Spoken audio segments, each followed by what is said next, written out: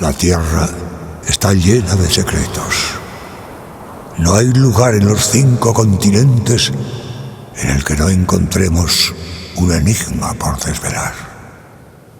Explora con nosotros los confines del planeta. Bienvenidos a Mistérica Radio Secreta. Dirige y presenta Belén Doblas.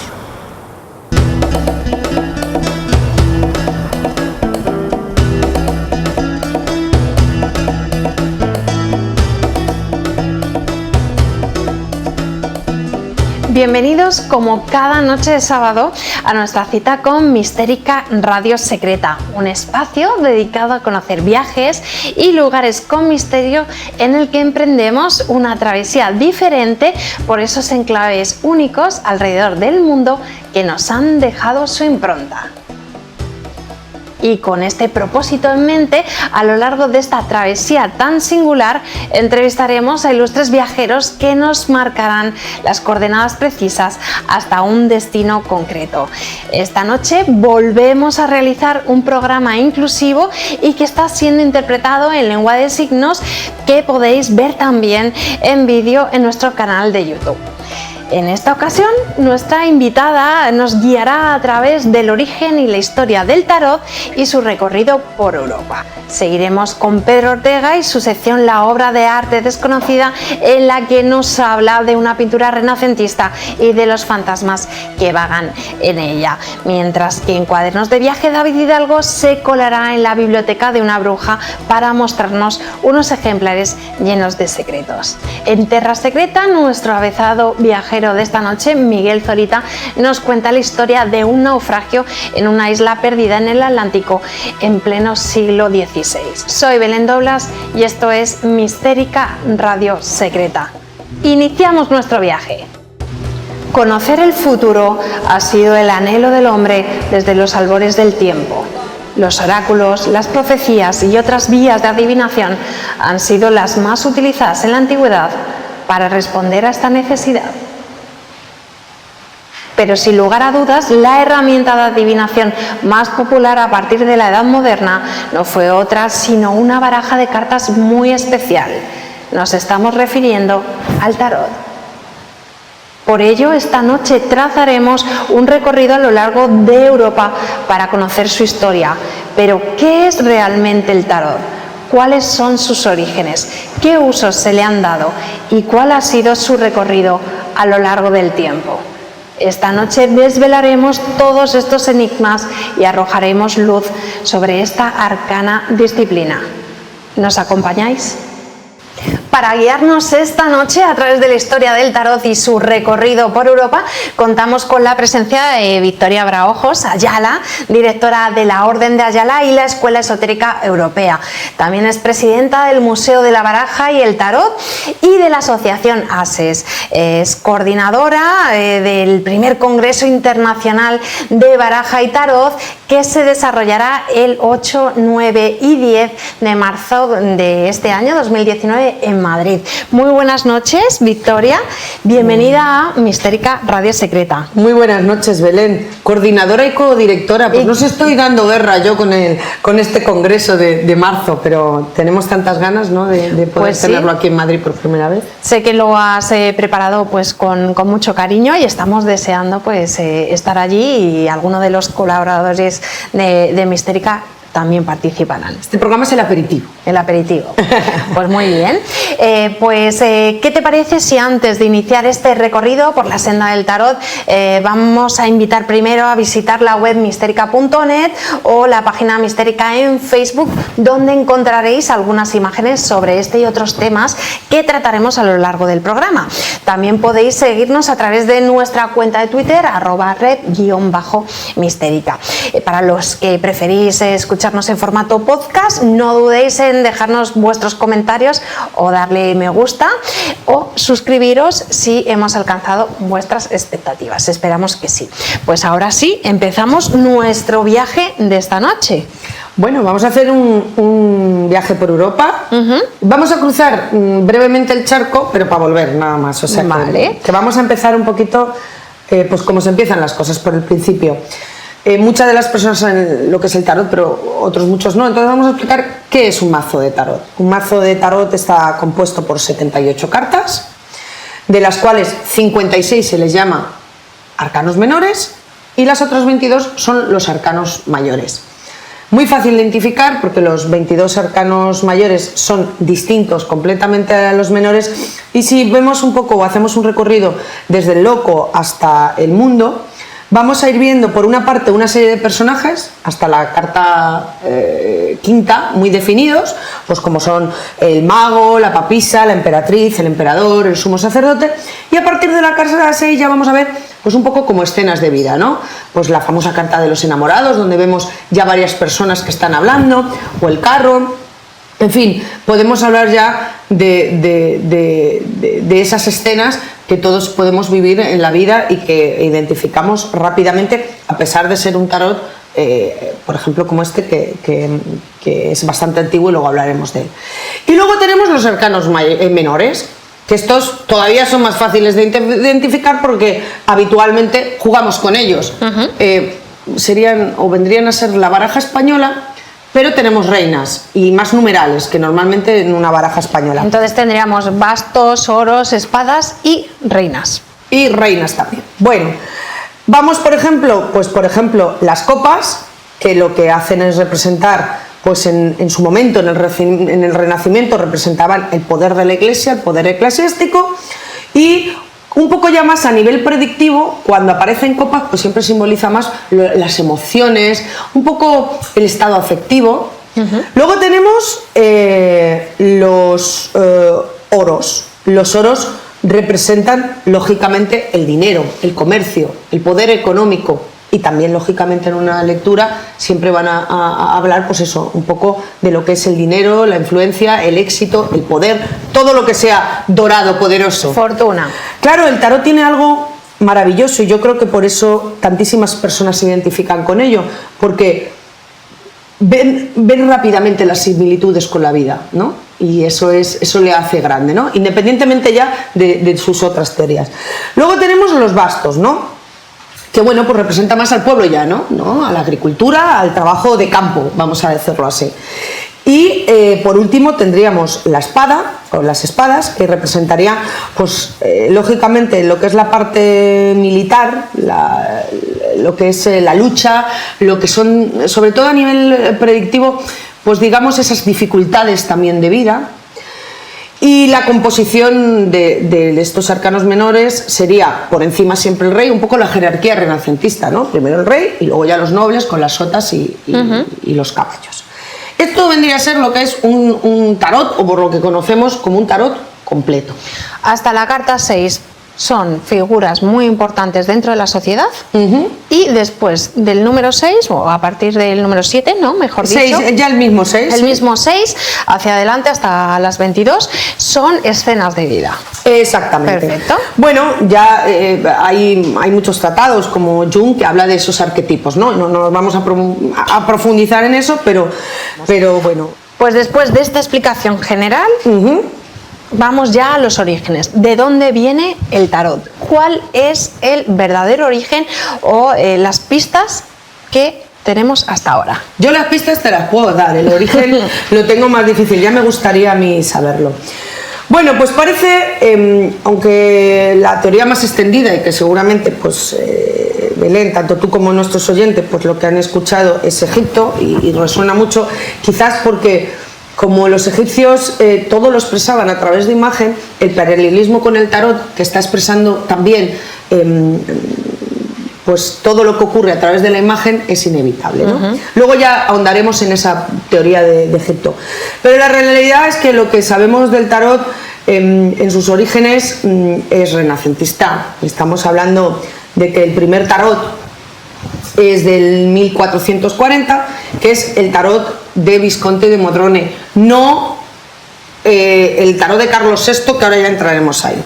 Bueno, parece ser que antes de formarse esta baraja completa llamada tarot, por un lado teníamos lo que se llamaban los triunfos, que los triunfos eran pues desfiles que se hacían, pasacalles, digamos.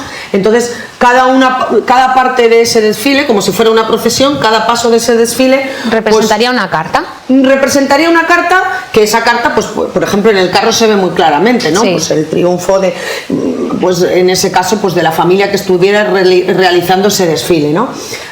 También aparecían la caridad, la fe, bueno, la Iglesia, claro, tan presente también en el Renacimiento y en todo, ¿no?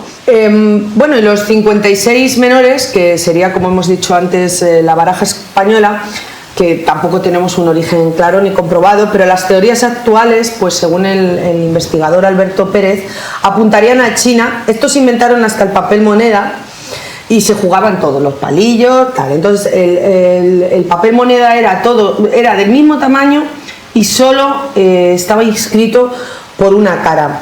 También a la vecina península indostaní, basándose en el ya conocido ajedrez, que lo que hicieron es añadirle figuras con un valor determinado, jerárquico y escalonado a cada una de ellas, así como creando pues diferentes palos combinatorios, que ya se acerca mucho a lo que conocemos como baraja española. Y los naipes hindús, que son redondos y formados por elementos como concha, peces, lotos, arcos. Pero realmente parece que es en Persia donde la baraja adquiere ya su forma definitiva. 4 palos compuestos de 3 figuras y 9 cartas numerales, ya lo que representarían los 48 naipes por mazo, que según las circunstancias pues se pueden ampliar a 52 o 56 o los reducimos a 40. También hay especulaciones con que la simbología de estos 4 palos pudiera estar relacionada con el polo, que era el deporte nacional de los persas. Esto es interesante porque además dicen que incluso se llegaron a alegremente utilizar pues con cabezas humanas y todo eso, o sea, tiene una parte también durilla, esto de la baraja, no creáis. Y bueno, pues los oros pues podrían corresponderse a las pelotas utilizadas en el juego, las copas a los trofeos obtenidos por el vencedor de este juego, las espadas pues a la virilidad o a la nobleza del jugador, y los bastos pues al palo con que empleaban para jugar. Hay algo que creo que es importante destacar sobre la baraja española, sobre todo porque la tenemos en España, la primera, es decir, la más antigua conocida, la primera todavía posiblemente esté por conocerse. Está datada en el siglo XV, probablemente sea de origen catalán, y bueno, pues aquí ya tenemos la derivación de estos 4 palos nuestros tradicionales. Entonces, bueno, lo bonito es que podemos ir al Museo Vivar y ver en Vitoria esta baraja, ¿no? Única y especial. La más antigua que se conoce hoy en día, que tampoco es tan sencillo. Pues Victoria, ¿qué te parece si después de todo esto que nos has contado recapitulamos un poco sobre el origen y cómo ha ido trascendiendo pues esta influencia del tarot por diferentes países? Bueno, el origen ya está claro, ¿no? Renacentista, con estas influencias chinas, persas, por un lado, por otro lado esas alegorías a los triunfos, ¿no? A esos desfiles. Y luego la extensión, cómo aparece por toda Europa, pues posiblemente y no comprobado, se deba a los árabes que lo debieron de introducir por Turquía, y entonces ya, pues hablo de la baraja española, ya se debió de extender por toda Europa hasta que llega y ya tenemos en esta cuna de Italia, ya tenemos cómo se forma o quién forma este tarot, que en principio sea pues este duque, ¿no? Filippo Maria Visconti. Perfecto. ¿Quién era Visconti? Sabemos que era una persona muy poderosa, muy poderosa, que era un gran comitente y también muy supersticioso. Tenemos aquí una ilustración, mejor dicho. Cuéntanos un poco de la biografía de este extraño personaje. Voy a contar sobre todo lo más importante. Bueno, él adquiere un poder enorme. De hecho, yo creo que el tarot en sí es una demostración del poder, ¿no? Estas cartas ilustran el poder que llega a tener, porque tú fíjate, estas cartas iluminadas a mano, en capas, con oro, además tú tuviste la oportunidad de ver alguno de los originales en el viaje que hicimos a Turín. Entonces, por eso tengo esta carta. Sí que le vamos a dar explicación también, ¿eh? Porque curiosamente, si ven aquí, la carta de la justicia, aquí está numerada con el 8 y ahí está numerada con el 11.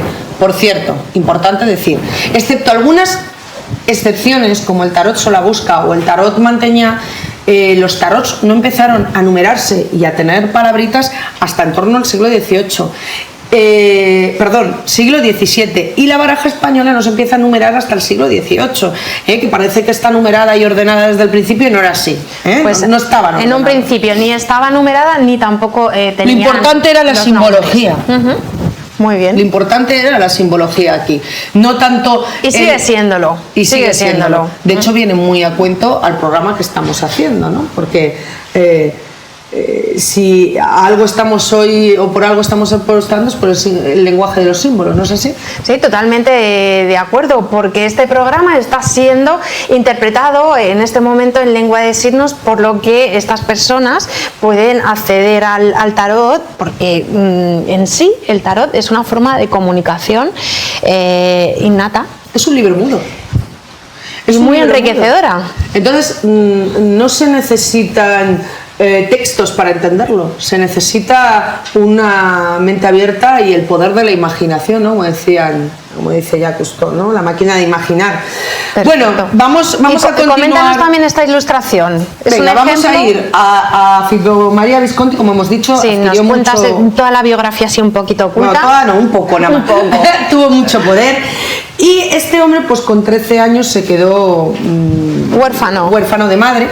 Entonces se hace, que aquí tenemos el tarot Visconti, ¿no? Una de las láminas, se hace pues con su tutoría Marciano da Tortosa, que entre otras cosas, aparte de su mentor, aparte de su profesor, era astrólogo.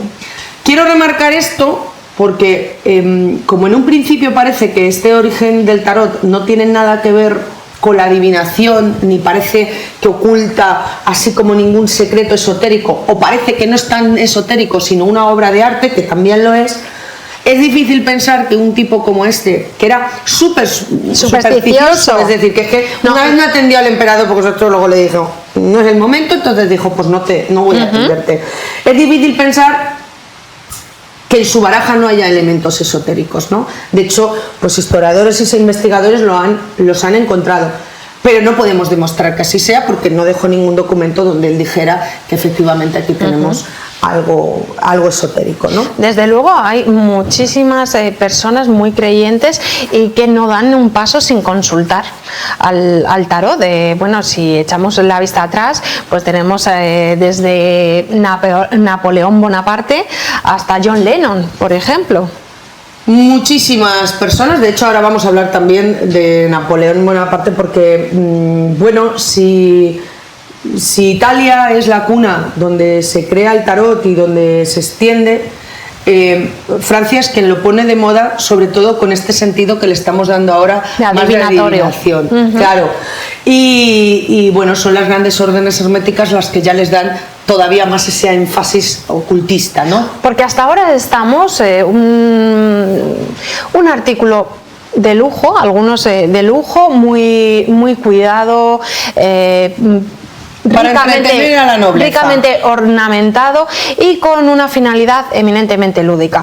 Pero sí que vemos que uno de los comitentes, que realmente fue quien puso el dinero para hacer esta creación, era una persona que sabía mucho y no daba puntadas sin hilo. No, y además ya te digo, de un carácter terrible. Bueno, sí quiero dejar claro, porque hay mucho lío con esto de los Viscontis, parece que solo hay un Visconti. No. Es verdad, porque hay tantos Viscontis. Bueno, pues porque hizo muchísimas barajas. Porque hizo varios. Entonces, que se conozcan, tenemos 16 repartidos por todo el mundo, incluido, tenemos uno aquí también en el Museo Fournier. ¿Completos? Completos no. Del que más cartas tenemos, que lo tenemos, es el que estamos viendo ahora mismo, este es un facsímil. Tenemos 75 cartas. Y por ejemplo la torre, el diablo y creo que es el caballero de espadas o el caballero de oros no existen, no están, se perdieron, ¿de acuerdo? Pero sí es considerado pues el más antiguo y de los más completos, ¿no? Porque sí se entiende que era completo y que tenía los 78 arcanos. Teníamos el Visconti de Modrone, que está en la Universidad de Yale con 75 cartas. Este tiene alguna peculiaridad que me gustaría contarlas, como que aparecen cartas como la fe, la esperanza y la caridad. Luego está el Membrilla, que es una variedad de este tarot, no de este, del Modrone. Y luego ya tenemos este que es el archiconocido y además pues el que se encontraron más cartas, ¿no? Como hemos dicho. Y luego pues estos otros que ya te digo están repartidos por todo el mundo. En general todos los tarot de Visconti, ¿en qué año podemos ficharlos? Empezamos en el 1440 siglo XV y luego ya encontramos tarots, por ejemplo, el de España. Yo viví aquí una conversación pues con uno de los directores de los Scarabeo, que es una empresa italiana que se ha dedicado a reproducir estos tarots, sí. Juan de Dios Agudo, que es pues un coleccionista importantísimo de barajas, y estaba Giordano Berti, yo también. Pues parece que el tarot que tenemos aquí no es tan antiguo, puede ser del 1600 y pico, o sea que bueno, que durante unos cuantos siglos estuvieron haciendo tarots basados en el Visconti, y luego otros tarots que o viven de la fuente del Visconti o son totalmente distintos. Por ejemplo, uno que te va a encantar, a ver, el tarot de Mantegna. ¿Por qué te va a encantar? Pues porque uno de vuestros colaboradores en este primer Congreso Internacional de Baraja y Tarot hablará del tarot de Mantegna, que es un poquito especial y es un poquito distinto a los demás. ¿Por qué es distinto a los demás? Bueno, pues porque es un tarot, primero, que tiene 50 cartas. Segundo, este sí está numerado y viene con sus letras, con sus letritas y sus ¿De qué siglo es el tarot de Mantegna? Pues yo creo que es 1490, por ahí, si no... ¿Siglo XV? Sí, también no salimos de ahí.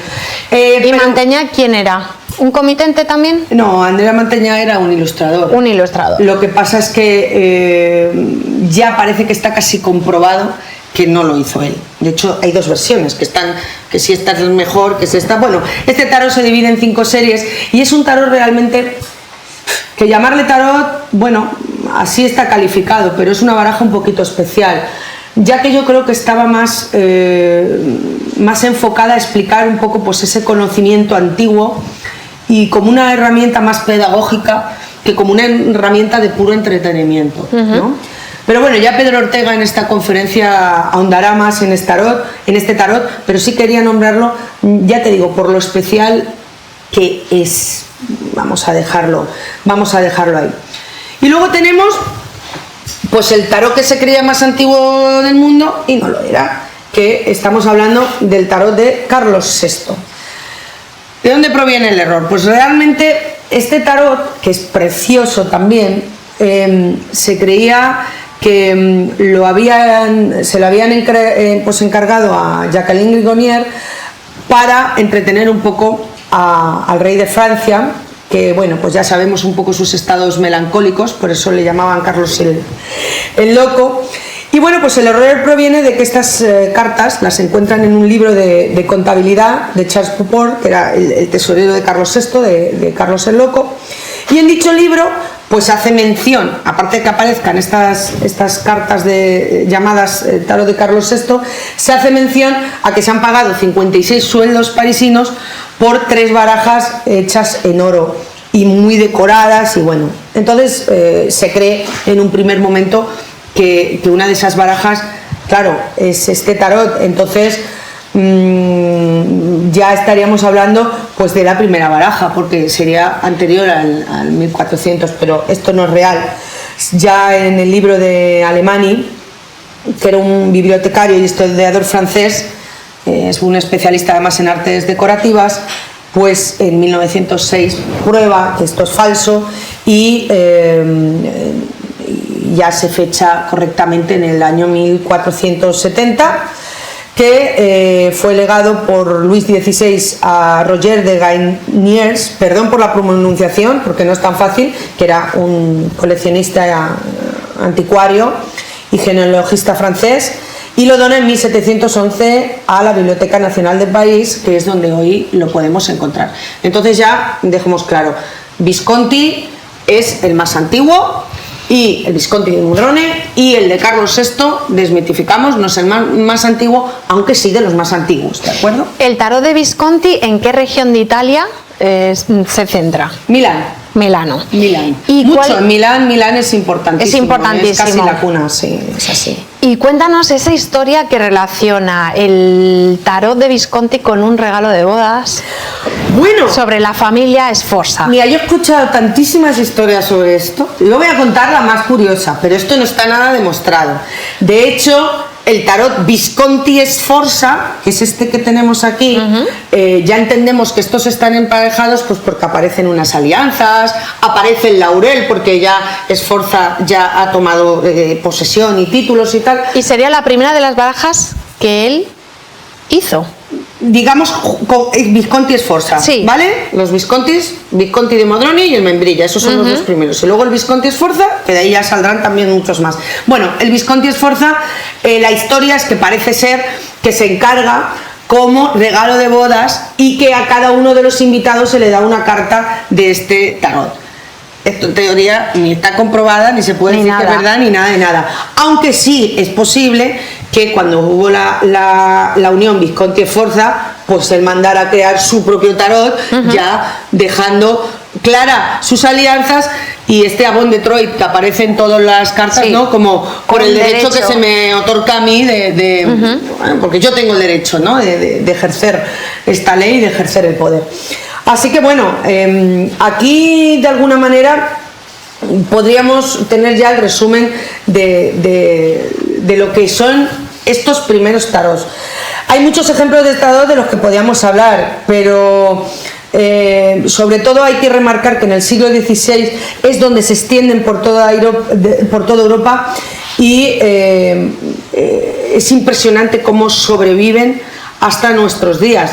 De hecho, Kurt Gebelen, que vamos a llegar ya muy pronto a él, lo que nos cuenta es que la manera de ocultar ese conocimiento, él ya habla ahí de conocimiento esotérico, pues es a través de estas cartas, ¿no? Que tantas veces han sido prohibidas y tantas veces han vuelto a estar de moda. Y esa es una de las teorías, ¿no? Pero bueno, voy a hablar, por ejemplo, de tarots por Europa para que más o menos pues tengan una idea y puedan ver las diferencias, pues del tarot Machiati del siglo entre el siglo XV y XVI, del tarot Geographic Ketelin de 1557, de tarots geográficos, que también son tarots un poco curiosos, del 1725, de los de estilo Marsella, que ahora vamos a entrar en eso, ¿no? ¿Qué conexión? ¿Dónde tenemos la conexión?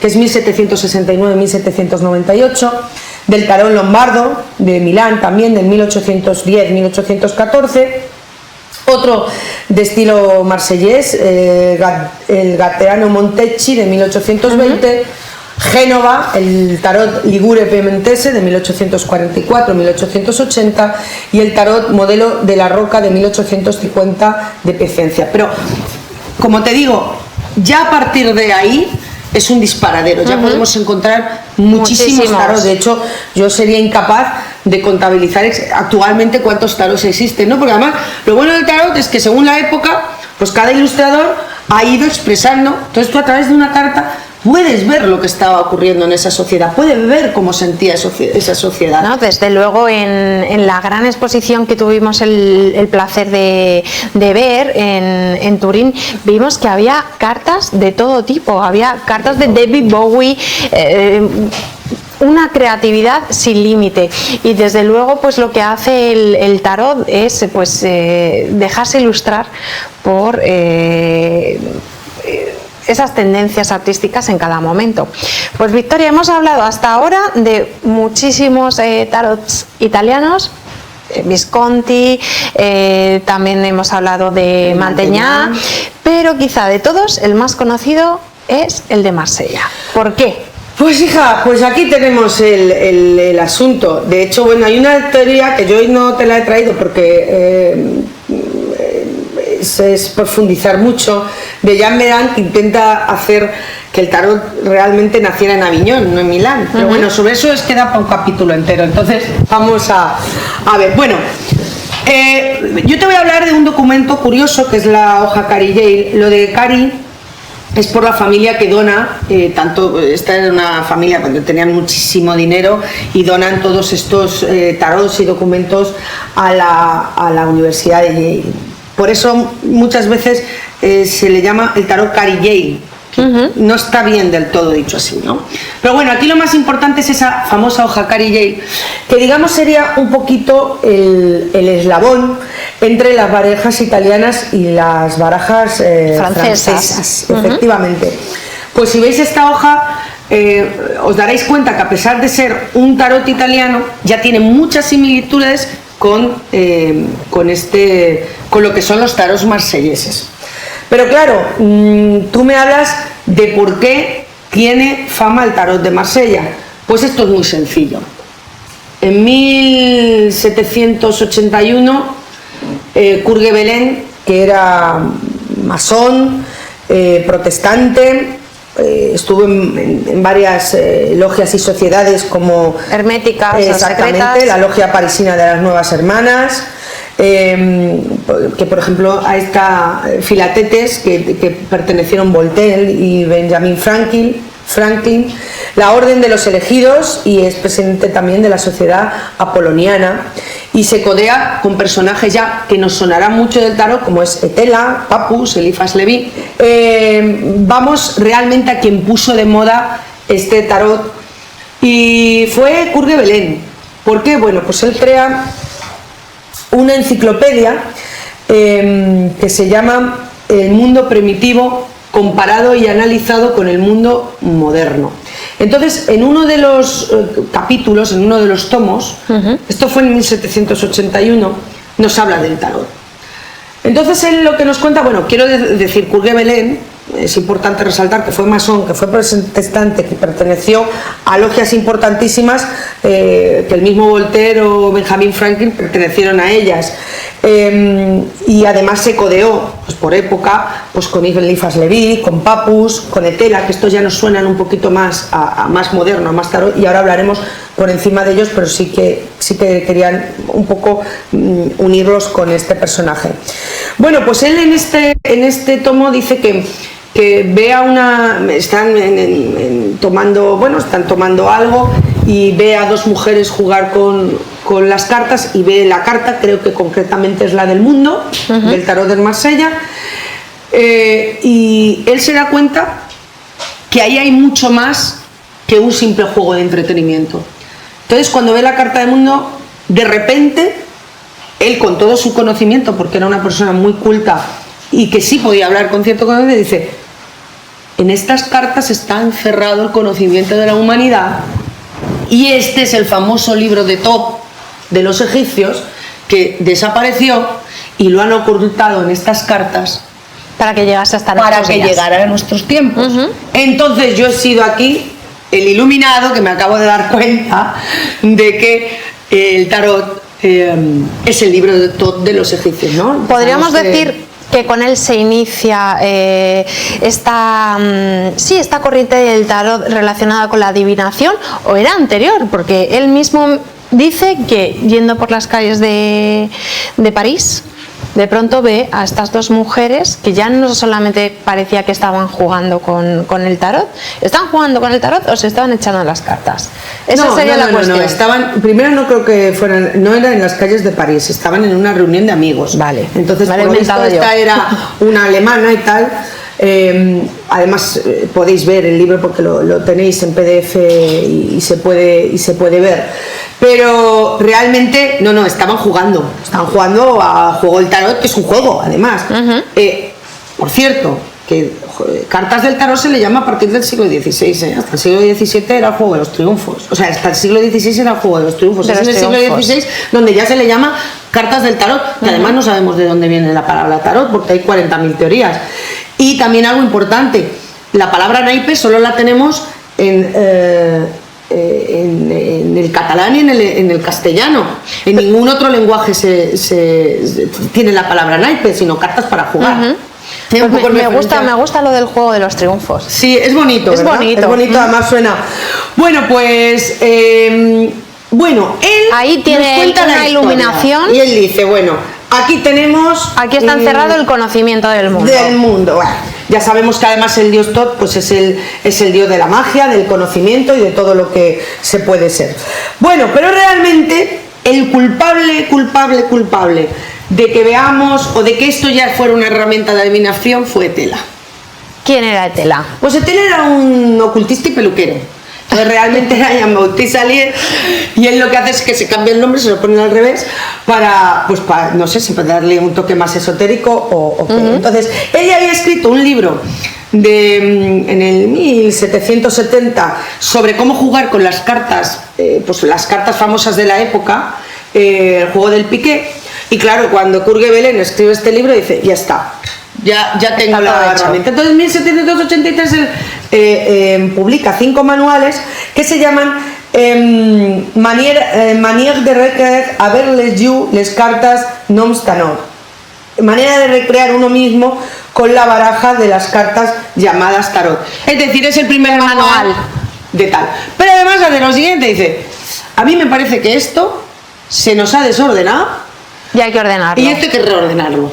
Entonces, además ha perdido simbología en el camino. Entonces lo que él hace es crear un nuevo tarot que yo voy a enseñar, parte. Sí, porque no hemos dicho, Victoria es una gran coleccionista de tarot y la verdad es que yo cada vez que tengo oportunidad le pregunto para que me enseñe estas verdaderas joyas, porque son joyas. Nuestro amigo Jesús Callejo me dice que cada vez que me ve con un incunable distinto.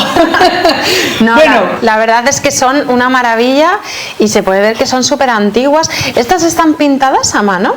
Esto ya es una baraja posterior, es antigua, pero no es el primer Etela. De hecho, pues el primer Etela se crea en 1789 y le titula Libro de Tarot o el gran juego de los 78 tarots egipcios. Él ya profundiza, ahonda más. De hecho, si nosotros vemos un poco la cosmogonía de este tarot, y vamos a ver la cosmogonía egipcia en él.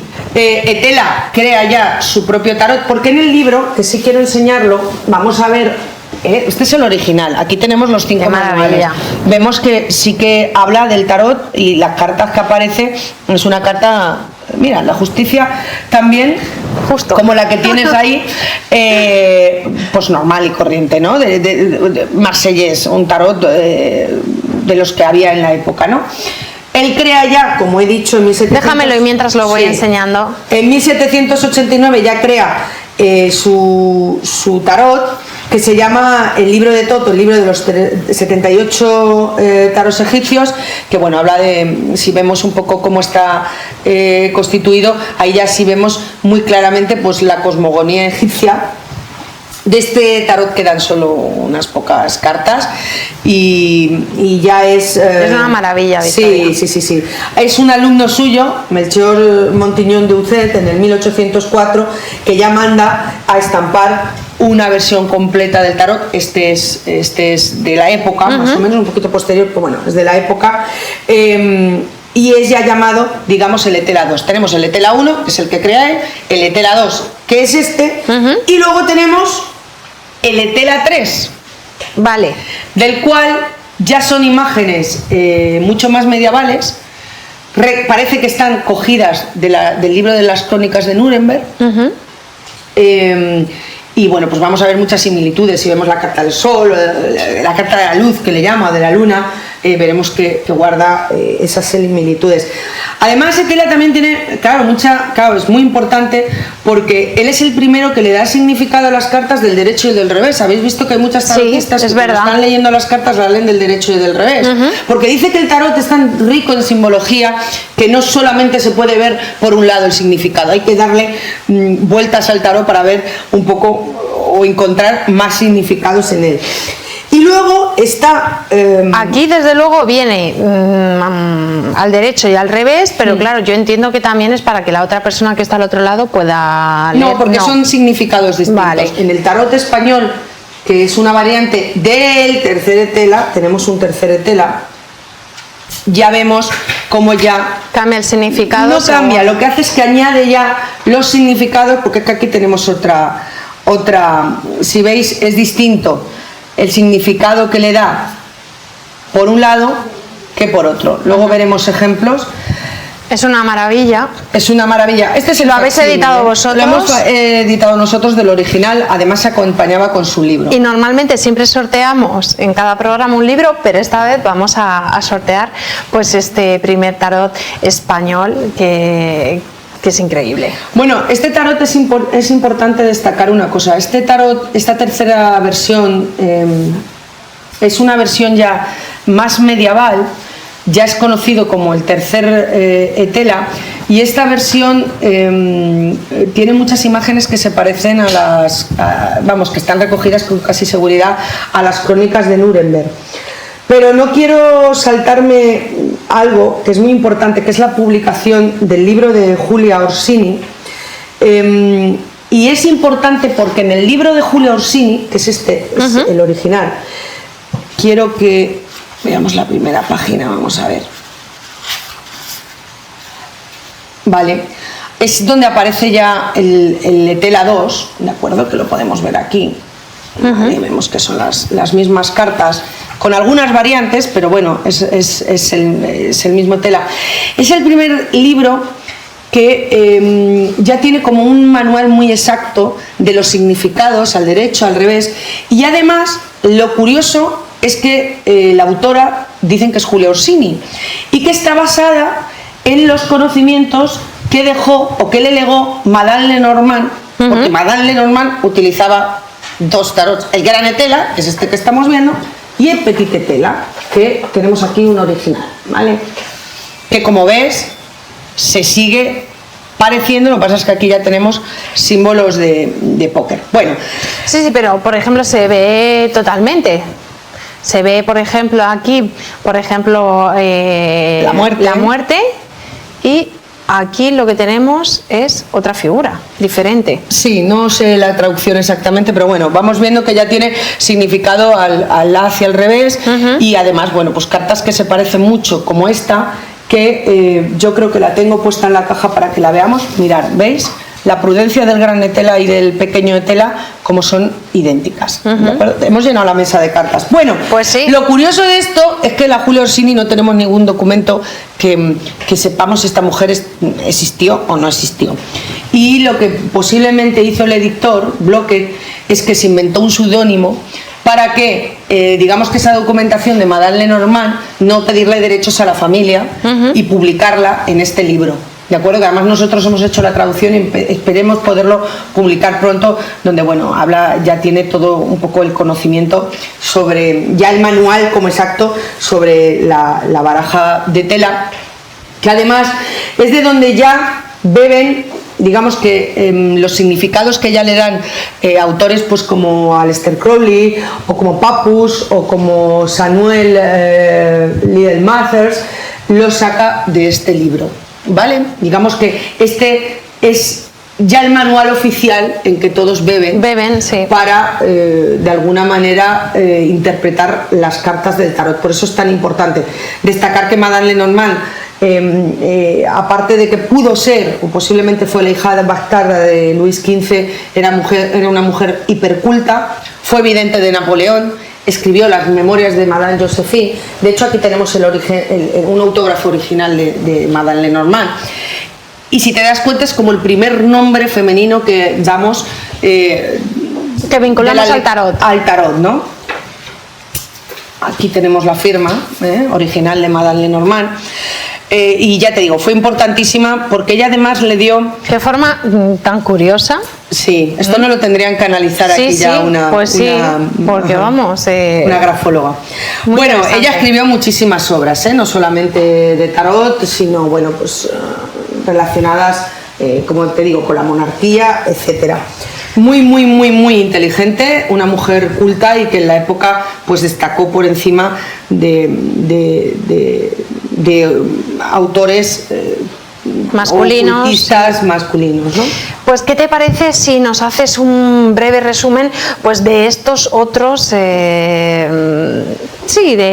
estos otros autores ya? Autores y también... Ya que crucemos un poquito el charco, sobre ¿no? todo para ver pues cómo tomaron el relevo pues desde Papus aquí en España, Elias Levi, Crowley. Bueno, Eliphas Levi además compite un poco con la teoría de Kerguelen y de Tela. Pues ellos decían que el origen era egipcio, Eliphas Levi ve el origen cabalístico y hebreo. Entonces él ahí dice que el tarot es la clave universal de las artes mágicas, de todos los dogmas religiosos, la clave de la cábala y de la Biblia, en sí las clavículas de Salomón. Él en su libro de Dogma y Ritual de la Alta Magia es donde es el primero, ¿no?, que ya nos habla ya no del origen egipcio, sino del origen cabalístico. Él no fabrica ningún tarot, pero sí nos habla de los 22 arcanos mayores, sí basándose en el tarot de Marsella, no en el tarot Tela, porque lógicamente cambia un poco esa teoría egipcia y la lleva a la cabalística, ¿no? En sí yo creo que el tarot puede encerrar tanto cábala como simbología egipcia. Ya cambiamos de Eliphas Levi, que nace en París, nos vamos a autores de tarot ya más modernos y que quizás conocemos mucho más, como Samuel Liddell Mazers. No es que él creara un tarot, pero fue el fundador de la Golden Dawn, donde encontramos a estos sí ya autores importantes, como es Arthur de Dark White, que él es estadounidense, por eso digo que vamos a cruzar el charco brevemente, y además quiero hacer algunos apuntes de su baraja, y Aleister Crowley, que él es del Reino Unido, ¿de acuerdo?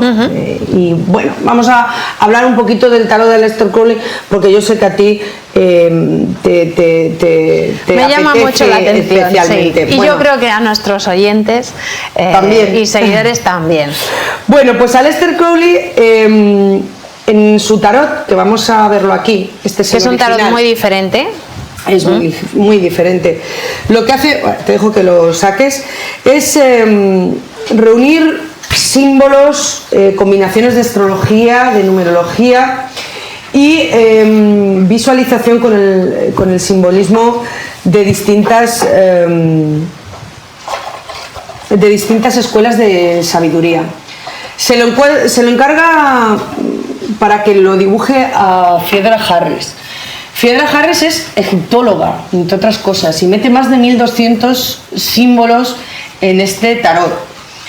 Si White, que ahora lo veremos, digamos que utiliza imágenes contemporáneas, Crowley quiere rescatar de nuevo el conocimiento antiguo en este tarot, a pesar de estas imágenes tan modernas, ¿no? Y Phaedra Harris, yo sé que esta historia te gusta mucho, parece ser que le dijo, mira, yo te pinto el tarot, no hay ningún problema, pero mientras yo esté dibujando el tarot, primero tú no vas a estar delante, y segundo, no puedes hacer magia negra. Y Aleister Crowley le dijo, vale, yo te paso los apuntes, no puedes hacer magia, los bocetos, y tú pintas el tarot, pero lo hace rapidito. El rapidito fueron 5 años. De hecho, ninguno de los dos ve este tarot salir a la luz, y sale en 1977, que lo tenemos aquí.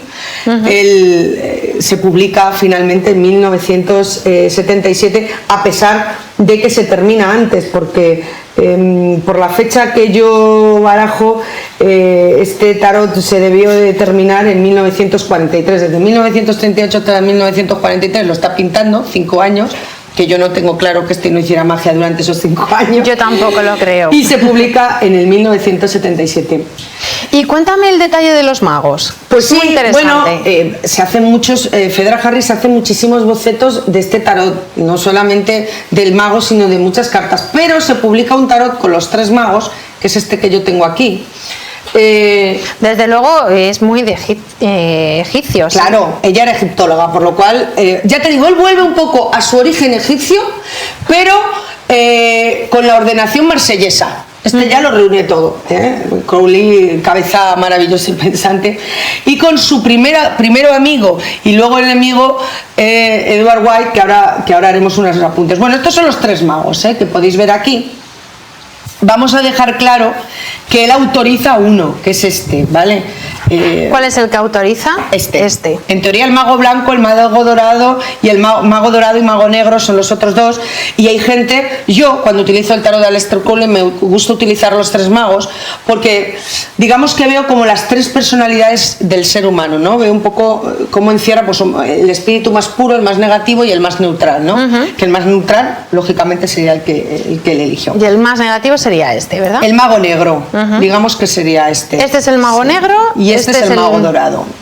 Pero bueno, que esto es una cuestión que le hemos puesto los demás y en fin, es teorizar sobre ello, pero como digo, él autoriza y el mago que solamente dice uno es este. Pero bueno, es una peculiaridad que, de hecho, si te das cuenta, este es el único que está numerado. Estos dos no están numerados como si no pertenecieran en ninguna manera a este tarot. Bueno, sí quiero hablar, y es muy importante, del tarot de White, de Edward White. Primero porque es archiconocido, segundo porque es el tarot que todo el mundo utiliza, y tercero porque no quiero hablar de, ya te digo, no quiero hablar de lo sencillo que es tirar, de qué es manejar ese tarot, no quiero hablar de esas imágenes tan bonitas que hizo Pamela Colman Smith, y además tan fáciles de entender para todo el mundo. Sí quiero hablarte del tarot Solabulska porque parece ser que es de la fuente donde bebe Pamela Colman Smith y White para hacer este tarot. Este tarot, como digo, es el que se conserva completo, más antiguo, 1491. Lo tenía una familia a nivel privado y el Ministerio de Educación de Milán en el 2009 lo compra y está ahora en la Pinacoteca di Brera, que se puede ver además por internet. Y bueno, pues ¿qué tiene de especial? Fíjate, es curioso que un tarot del 1491 ya tuviera ilustrados sus arcanos menores, como pueden estar viendo la comparación ahora mismo nuestros oyentes, donde se ve claramente la similitud en el tarot de White y el tarot Solabulska, en cartas, por ejemplo, como el 3 de espadas, donde se ve este corazón atravesado por 3 espadas, y el Solabulska es exactamente igual. Entonces dices, jolín, es verdad que hasta el 1781 Curgue no nos habló de este origen, digamos, hermético, ocultista, y Etela ya añadió lo adivinatorio un poquito más tarde, ¿no? Es curioso que un tarot como este, del 1491, ya en sus arcanos menores nos esté representando escenas como ese corazón con esas 3 espadas, que ya nos está dando un simbolismo y que además corresponde al simbolismo que le estamos dando. Entonces, bueno, simplemente que sepan que este tarot de White, que se publica en 1910, tiene claras influencias del Solabulska. Simplemente, pues bueno, pues el British Museum, un poquito antes de que ellos publicaran el tarot, hizo una exposición con unas fotografías que le cedieron del Solabulska y unas láminas que ellos conservaban. Parece ser que ellos fueron a ver esta exposición y de alguna manera se basaron para hacer luego sus creaciones posteriores. Es muy, muy importante. Pues, ¿qué te parece si para terminar este recorrido lo hacemos con un español? Pues lo vamos a hacer con Papus. ¿Quién era Papus? Que hay otros nombres, y yo no solamente lo voy a dejar como Oswald Wirth. Pero vamos, podríamos hacer programas solamente y programas. Dejo Oswald Wirth ahí para la gente que quiera seguir un poco toda la cronología, que lo tenga, importante: Eliphas Levi, Aleister Crowley, White, Oswald Wirth.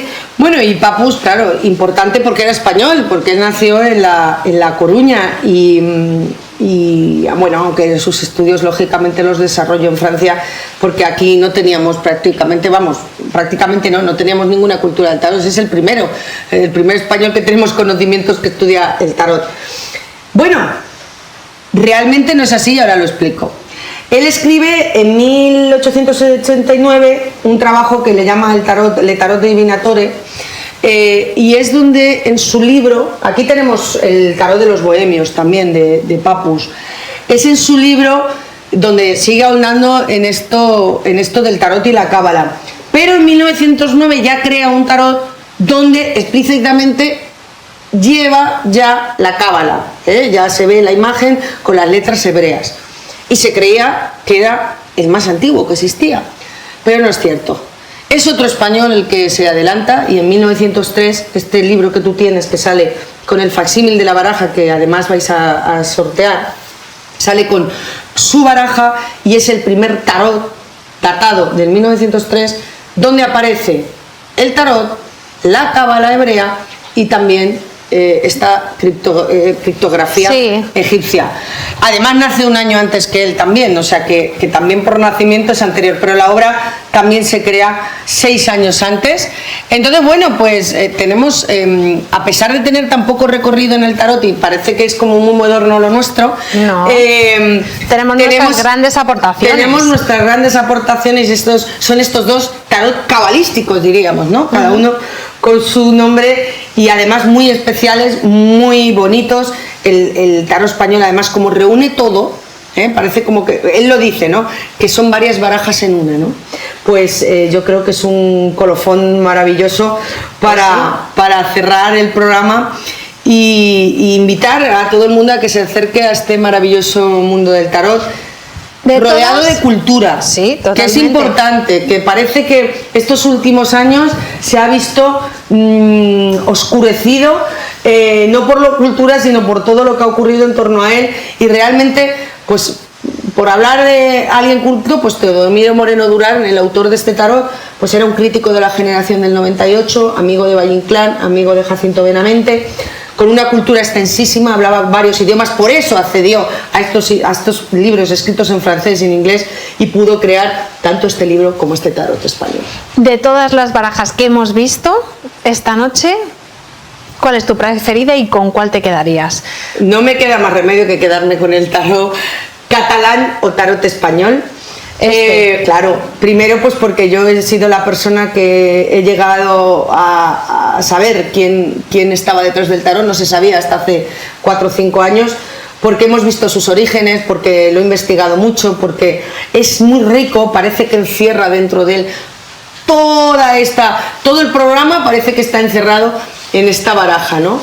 Y bueno, un poco es así, ¿no? Porque él recopiló todo el conocimiento que había por ahí dando vueltas y los puso en el libro y en la baraja, con sus errores históricos, como suele ocurrir, porque cada vez aparecen nuevos datos, y seguramente esta este programa que hemos hecho hoy, que más bien esto parece una conferencia, pero este programa que hemos hecho hoy, pues a lo mejor quizás en este primer Congreso Internacional de Baraja y Tarot, que se va a celebrar el 8, 9 y 10 de marzo, pues aportan nuevos datos que cambia un poco todo el curso de lo que hemos estado diciendo. Pues claro que sí. De todas maneras, ¿qué baraja tú recomendarías para esa persona que está pensando en iniciarse pues en la lectura del tarot?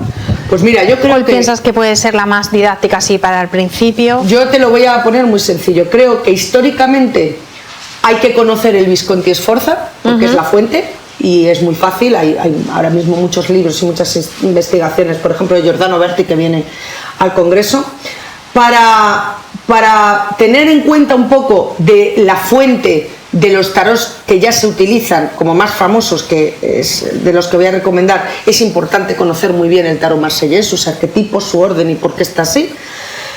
Y como tarot fácil, por la manera en que nos llegan los dibujos, por cómo está ilustrado en sus arcanos mayores, pues el tarot de White, lógicamente, ¿no? Porque es muy sencillo. Tú ves una carta del tarot de White y estás viendo lo que está ocurriendo. No. Se va a ver en imagen, vamos a ver en imagen para que vean cómo es. Se está viendo lo que está corriendo, la escena completa se está viendo en el White. Y si, oye, dicen, pues sí, yo quiero este White, me gusta mucho, pero me gusta más el Renacimiento, pues nada, se cogen el Sol a Busca, que está completo y además está reeditado, y es en el que está basado el White, y bueno, pues están utilizando también un tarot ilustrado, pero renacentista. Y como ya tarot un poco de especialista y que ya controla ya un poquito más de cábala, de egiptología, y que ya quiere ahondar un poquito más en esa profundidad ocultista del tarot y no quedarse en la simple adivinación, sino en cómo el tarot es una herramienta evolutiva, cómo el tarot nos puede ayudar a conocernos a nosotros mismos, cómo funciona casi como un espejo de nuestra mente y de lo que nos está ocurriendo, de nuestras sensaciones, pues este primer tarot español. Pues yo creo que lo has explicado todo fenomenal. Y tú te quedarías con el Crowley. Yo, mira... Yo lo he utilizado muchos años porque sus imágenes eran para mí como que me abrían mucho la mente, ¿eh? Si quieres que te sea sincera, yo lo veo muy complicado. Esto de incluso uno echarse las cartas a uno mismo, yo la verdad es que lo veo complicado. Nada, muy sencillo, solo hay que ponerse, como todo. Pues sí, pues sí. Y llegamos ya al final de este interesante recorrido por los verdaderos orígenes del tarot. Victoria, muchísimas gracias. De todas maneras, vamos a recordar para todos aquellos que se hayan quedado con ganas pues de saber más sobre la historia del tarot y la baraja, ya que en marzo, los días 8, 9 y 10, se va a llevar a cabo el primer Congreso Internacional de Baraja y Tarot en Madrid. ¿Dónde pueden encontrar toda la información? En congresobarajaytarot.com, en las redes sociales, en la Orden de Ayala. ¿Dónde se va a llevar a cabo el Congreso? Pues en el Centro Cultural de San Chinarro. Y además, bueno, pues ya sabes que vienen ponentes nacionales e internacionales importantísimos que han escrito ya obras, que van a profundizar en todo esto que yo he contado un poco por encima, mucho más. No sé yo, ¿eh? Sí, prácticamente pues vamos a salir todos tarólogos de allí, ¿no? Entonces, imprescindible para los amantes del tarot acudir a este congreso que por suerte vamos a tener en España. Pues allí estaremos, Victoria. Muchísimas gracias y esperamos volver a tenerte con nosotros en otro programa para que nos cuentes otros misterios, quién sabe, del tarot o de otros temas. O de otros temas.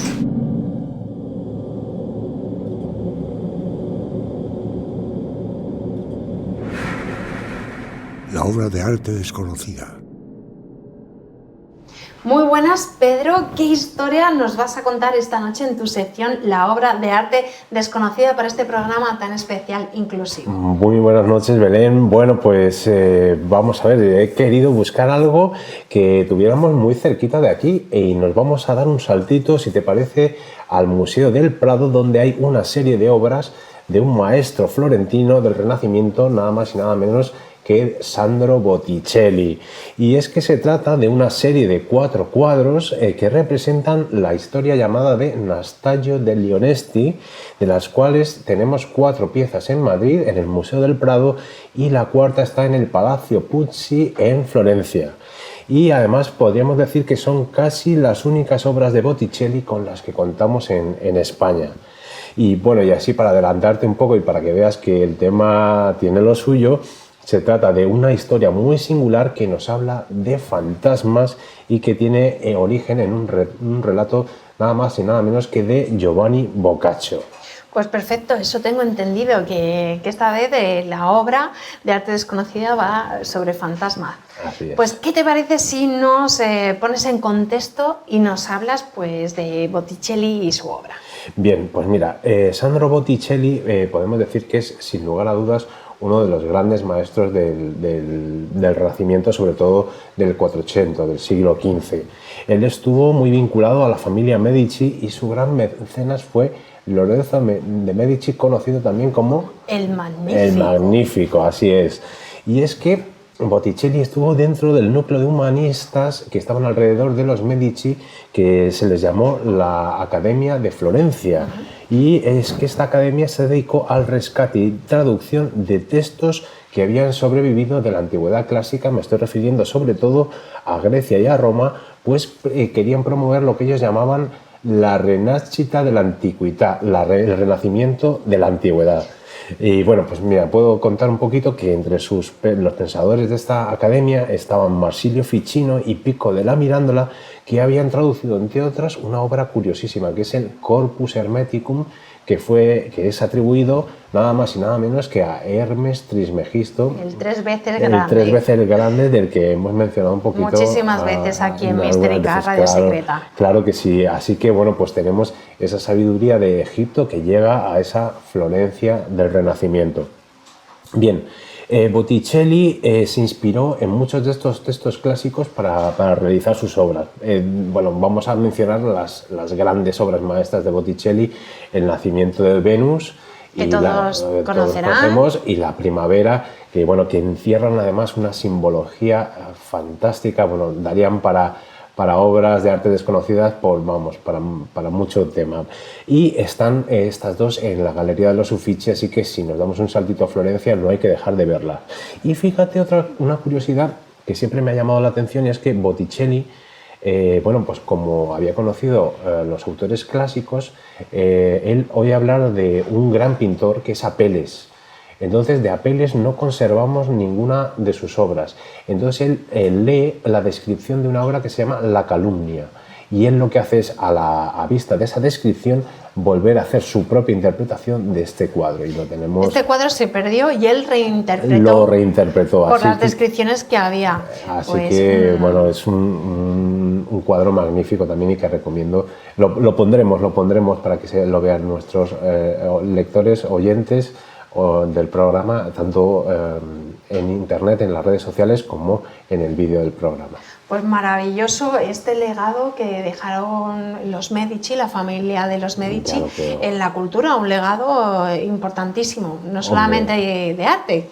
Aunque sabemos que eran mecenas de Botticelli, todo lo que hicieron por rescatar esas grandes obras del humanismo y traducirlas fue importantísimo pues para... Ya lo creo, y es que me atrevo a decir que es más importante la labor de descubrimiento de textos, sobre todo de traducción y de puesta al día, incluso que las obras de arte que nos legó el Renacimiento. O sea que fíjate a qué nivel subo la importancia de esa traducción, recopilación de textos clásicos. Pues Pedro, ahora que ya conocemos el contexto histórico, vamos a por la serie pictórica que nos vas a presentar esta noche. Estoy deseando que nos vayas relatando detalle por detalle. Vamos a recordar de nuevo a todos nuestros oyentes que este programa inclusivo también puede verse en vídeo y podrán de este modo pues ver todos estos detalles, estos guiños que esconde la obra de esta noche de Botticelli. Claro que sí. Pues bueno, como decía, es una serie de 4 cuadros y que fueron pintados en 1483. Bueno, aquí hay que hacer una puntualización. Botticelli es el autor, digamos, intelectual de la obra, y hay algunas figuras que son de su mano, pero la mayoría es de su taller, o sea que hay que precisar este tema. Y bueno, por ejemplo, hay figuras como la mujer y el caballero a caballo, que obviamente vemos ahí la mano del artista Botticelli. Pero luego, sin embargo, si nos fijamos en los árboles, pues cambian de unos lienzos de la serie a otros, con lo cual, bueno, pues tendríamos que la calidad de esas otras detalles de la obra, pues quizá no están a la altura del maestro Botticelli. Entonces, estos 4 cuadros, digamos que están creados a varias manos. Eso es cosa que también era muy frecuente en el Renacimiento. Sí, claro, hombre, tenían que, todos estos pintores, supongo que aprendieron, tuvieron unos inicios, pues Botticelli pues estaba iniciando a otros pintores en el arte de la pintura. Sin irnos del Museo del Prado, tenemos la famosa Mona Lisa del Prado. Es verdad. Que también se sabe que la mano de Leonardo da Vinci está ahí, pero que fue ejecutada en su mayoría por la gente de su taller. Bueno, pues vamos, si te parece, un poquito a hablar el tema que, digamos, dibuja esta serie de 4 lienzos. Y es que están inspirados en un cuento de Giovanni Boccaccio, como decía antes, que es un humanista y escritor italiano del siglo XIV, que junto con Dante y con Petrarca se los conoce a los 3 como los padres de la lengua italiana. Así que estamos ante un personaje muy importante. Y fíjate, hablábamos del descubrimiento de la antigüedad, pues Boccaccio escribió un libro titulado La genealogía de los dioses paganos, donde, digamos, puso al día, actualizó todos los dioses de Grecia y Roma a disposición de sus lectores italianos. No obstante, la obra maestra de Boccaccio no es sino el Decamerón, en uno de cuyos cuentos es en el que está basado esta serie de lienzos. En concreto, se trata de la 8ª novela de la 5ª jornada del Decamerón, titulado El infierno de los amantes crueles. Y ahora veremos este cuadro es El infierno de los amantes crueles, se llama Eso así. Es esta serie. Perfecto, pues para quienes no lo conozcan, el Decamerón es una novela del siglo XIV, como antes comentabas, formada por 100 novelitas intercaladas al estilo de cuentos para contar a la lumbre. Sí, totalmente centrados en 3 grandes temas: en el amor, la astucia y, como no, la fortuna, pero siempre con una moraleja final, que yo creo que también esconde este cuadro. La tiene, y bueno, ya veremos un poco de qué estilo. Pues, la verdad es que es muy recomendable el Decamerón. No sé si sabes un poco el argumento. La obra comienza en la época de Botticelli, cuando 10 jóvenes huyen, ¿sí? Huyen de la peste negra y se refugian en una villa. Entonces, en una villa a las afueras de Florencia, y claro, para entretenerse y pasar pues este mal trago, lo que van haciendo es narrando cada una de estas historias para pasar el tiempo. Así es, Belén. Y luego a ese tipo de literatura, pues por ejemplo, se la ha repetido en obras como el Pentamorón, también italiano, pero ya nos tendríamos que ir a una cronología posterior al siglo XVII y XVIII. O sea que me parece que, Boccaccio inaugura una forma literaria que se va a repetir en Italia, bueno, y también en otros. Bueno, estamos hablando también, podríamos hablar también de las 1001 noches, contadas también en esa clave. O sea que estamos hablando de también Cervantes tenía pues estos entremeses y estas novelitas intercaladas también al hilo del Decamerón. Pues siempre está bien, aunque estemos en la obra de arte desconocida, siempre está bien pues recomendar otras obras de arte literarias. Que yo creo que el Decamerón es muy, muy recomendable, y la verdad es que te lo pasas muy bien. Tiene ahí su puntillo y es bastante gracioso. Perfecto. Pues vamos entonces ya a esta historia, ¿te parece? Sí, cuéntanos en qué consiste la historia en la que está inspirada esta obra de Boccaccio. De Botticelli. Pues vamos. Bueno, está inspirada esta obra de Boccaccio y que pone en pintura. Bien, pues nos narra la historia de Nastallo, que es un hombre que vive en la zona de Rávena. Rávena está en la costa oriental de Italia. Digamos que Nastallo está enamorado de una dama que no le corresponde. Entonces él está muy decaído, habla con sus amigos. Ellos le tratan de decir, bueno, pues olvídate de esta chica, y él ha caído casi en una depresión y se marcha al bosque casi con la idea de suicidarse. O sea que estamos en el mal de amores. El mal de amores en plena ebullición. El caso es que llega a un rellano del bosque, es un viernes, a una hora concreta, y en ese momento ve cómo una joven está huyendo desnuda, la persiguen unos perros y un caballero a caballo, espada en mano. Claro, él ve esta escena, trata de defender a la dama, pero se da cuenta de que no puede. ¿Por qué? Porque es una visión fantasmal. Lo que está viendo allí es algo del más allá. Total, que bueno, él queda tan sorprendido, no entiende qué pasa. El caso es que la escena termina que el caballero da caza a la mujer, la traspasa con su espada y por la espalda le saca el corazón. O sea, vemos que es una historia terrible. Y súper truculenta. Y truculenta, vamos, es que es terrorífica. Entonces Nastallo, horrorizado, pregunta al caballero que qué es lo que está pasando. Entonces el caballero le cuenta que él creo que la historia es él se queda intrigado y vuelve una semana después. Sí, vuelve una semana después, o él vuelve varias veces al bosque, al lugar del crimen, entraríamos para intentar entender qué había pasado. Sí, puede ser esa la leyenda. El caso es que pregunta a este caballero y lo que le dice es que él estaba enamorado de esa doncella. Ella no solo no le correspondió, sino que se jactó de ello, se rió de él.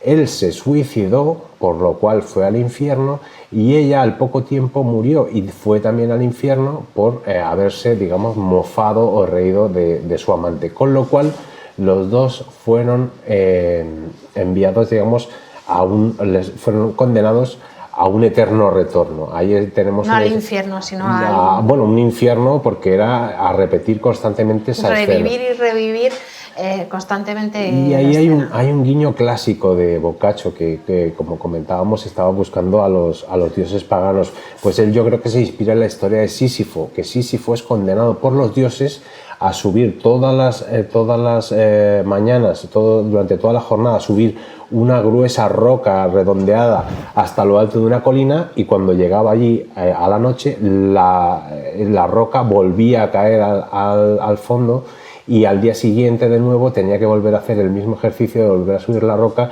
así en un eterno retorno. Esto es un poco con lo que se encuentra este Nastallo, con una historia de eterno retorno. Se da cuenta, como tú bien decías, de que todos los viernes a la misma hora, en el mismo lugar, se da esta historia. Entonces urde un plan.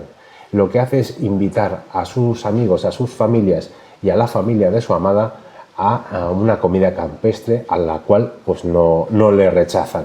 Total, que tenemos ahí a Nastallo preparando toda esa mesa con todos los comensales, y justo a la hora convenida ven la historia del caballero que persigue a la dama, la da caza y le saca el corazón. Entonces Nastallo les cuenta toda la historia. ¿Cómo termina esta moraleja? Pues que la doncella de la que él estaba enamorada se da cuenta de que no debe hacer lo mismo que la dama. Entra en razón. Eso de entrar en razón habría que ponerlo muy en cuarentena, porque estamos hablando de una mentalidad del siglo XIV. En la que las mujeres teníamos muy poco o nada que decir. Entonces esta doncella lo que hace es ceder a la petición de Nastallo y accede a casarse finalmente con él. O sea que tiene una leyenda, digamos, por llamarlo de alguna manera, light, un poquito patriarcal. El caso es que, si bien las tres escenas que tenemos en el Museo del Prado nos narran toda la primera parte de la leyenda, además los cuadros están pintados como si fueran un cómic, porque hay como diversas escenas dentro de cada uno de los lienzos, porque lógicamente esta historia es compleja de contar y no basta solamente 4 cuadros, sino que dentro de cada uno hay pequeños fragmentos. Yo, si te soy sincera, la primera vez que me acerqué al cuadro no lograba entenderlo. Claro. De verdad, yo pensaba que era otra historia, no imaginaba ni de lejos que iba a ser una historia relacionada con un fantasma. Es una historia muy dramática y nada romántica, debo decir. No, y como decía, el apelativo menos grave que podemos poner es el de patriarcal, por no decir pues bastante machista para su época, pues sí. Es lo que había. Pero bueno, lo importante es que tenemos una leyenda de fantasmas. Eso es. En pleno Renacimiento. Claro. ¿Podríamos hablar de la presencia de lo mágico o lo misterioso en el Renacimiento? Pues yo creo que sí. Y de hecho ando indagando en esa cuestión porque, a mi juicio, el pensamiento mágico estaba muy arraigado en la cultura renacentista, incluso en la Edad Media. Pero bueno, por ejemplo, hablábamos de la escuela de la Academia de Florencia. Lo que están haciendo es recuperar toda una serie de disciplinas, como comentaba el Corpus Hermeticum, pero es que les llegan pues eso, temas alquímicos, temas de adivinación. Por ejemplo, si recordarás, en otra obra de arte desconocida hablamos del Salvator Mundi de Leonardo, que tenía una bola de cristal que podría ser de tinte adivinatorio. Entonces tenemos magia, alquimia, astrología, incluso fantasmas, como estamos viendo en este caso. O sea que yo creo que el pensamiento mágico estaba de alguna manera muy presente en lo que es la cultura del Renacimiento. ¿Y cómo consigue plasmar Botticelli esta historia en tan solo 4 lienzos? Sí, como nos comentabas que a lo mejor en un lienzo había varias escenas. Pues sí, es un poco lo que comentaba, es como una especie de cómic, como entenderíamos a día de hoy, ¿no? Quieres contar, pero esto sucede también en el arte, en la Edad Media.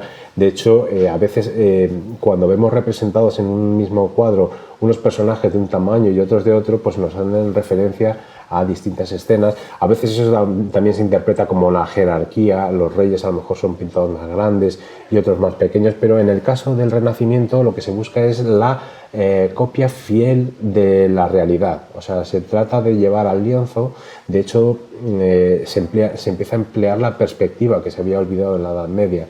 Entonces sí que se juega con las proporciones reales, y en este caso lo que hace Botticelli como ideador de la serie de los 4 lienzos es decir, bueno, pues en este apartado vamos a ir secuenciando las acciones, ya que es una historia tan compleja de pintar, pues irlas, digamos, colocando en diferentes partes en los lienzos. Estupendo. Y si quieres te puedo comentar por qué hay esta serie de lienzos. Y es que si nos vamos a la época renacentista, en Florencia, podemos encontrar que los cuadros formarían una especie de cofre ornamentado en sus 4 caras a modo de regalo. Y es que esta serie fue encargada por Lorenzo de Medici, que hemos mencionado antes que era su mecenas, y que pudo servir para un regalo de boda a modo de apadrinar el casamiento de Giannozzo Pucci y Lucrezia Vini, hijos de 2 grandes familias florentinas, para fomentar su alianza bajo el auspicio de la familia Medici. Entonces, este cuadro era el regalo de boda. ¿Sí? Eso es. Como una de las leyendas que antes nos había comentado Victoria, que también el tarot, el origen del tarot, una de las leyendas es que se creó como regalo de boda, también para otra familia italiana, los Sforza, ¿sí? Que unas veces eran amigos y enemigos de los Medici. Bueno, eso sí. Ahí entraríamos en un tema que es la relación entre las grandes familias de las ciudades-estado italianas de la época del Renacimiento.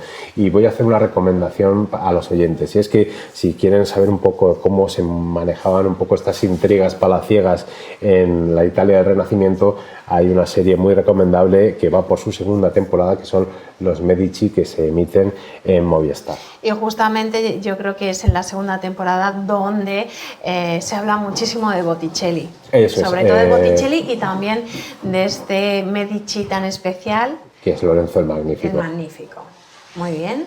Y por último, lo más importante, porque es pues una suerte tener esta belleza aquí al lado, en Madrid, de cómo estos cuadros llegaron al Museo del Prado y dónde se encuentra el lienzo que falta. Bien, los 3 cuadros que tenemos en el Museo del Prado llegaron a la Pinacoteca justo antes de la Guerra Civil, cuando un coleccionista de arte, que es Francesc Cambó, decidió legarlos a esta pinacoteca.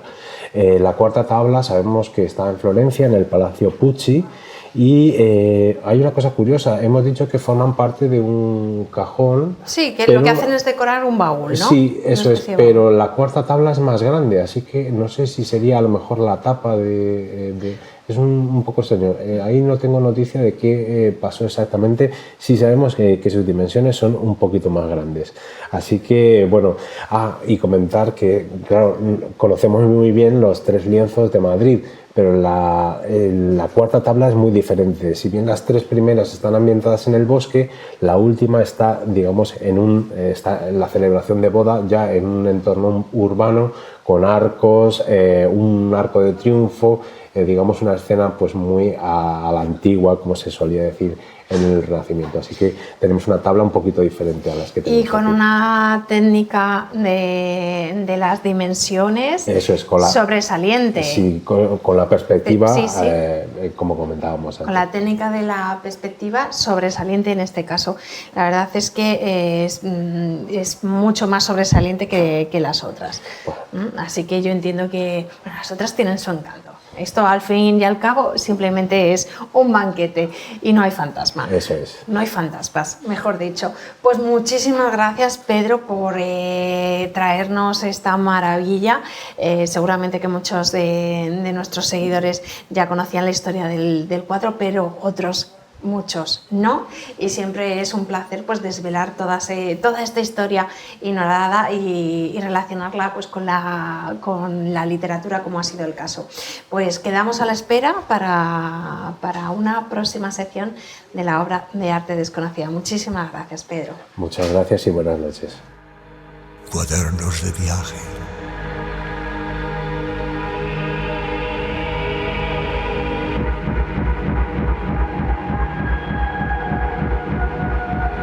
Muy buenas noches, David. Bienvenido a un nuevo programa, en esta ocasión muy especial. Además, me alegra que hoy pues no tengas preparada ninguna excursión de las tuyas, que siempre terminamos por lugares tenebrosos.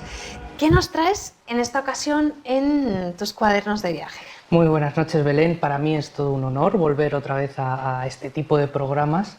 Y fíjate que esta noche no nos vamos de excursión, pero vamos a hacer un recorrido muy curioso, ya lo verás por qué, porque siempre en los cuadernos de viaje siempre intentamos enarbolar de alguna forma la cultura, ¿no?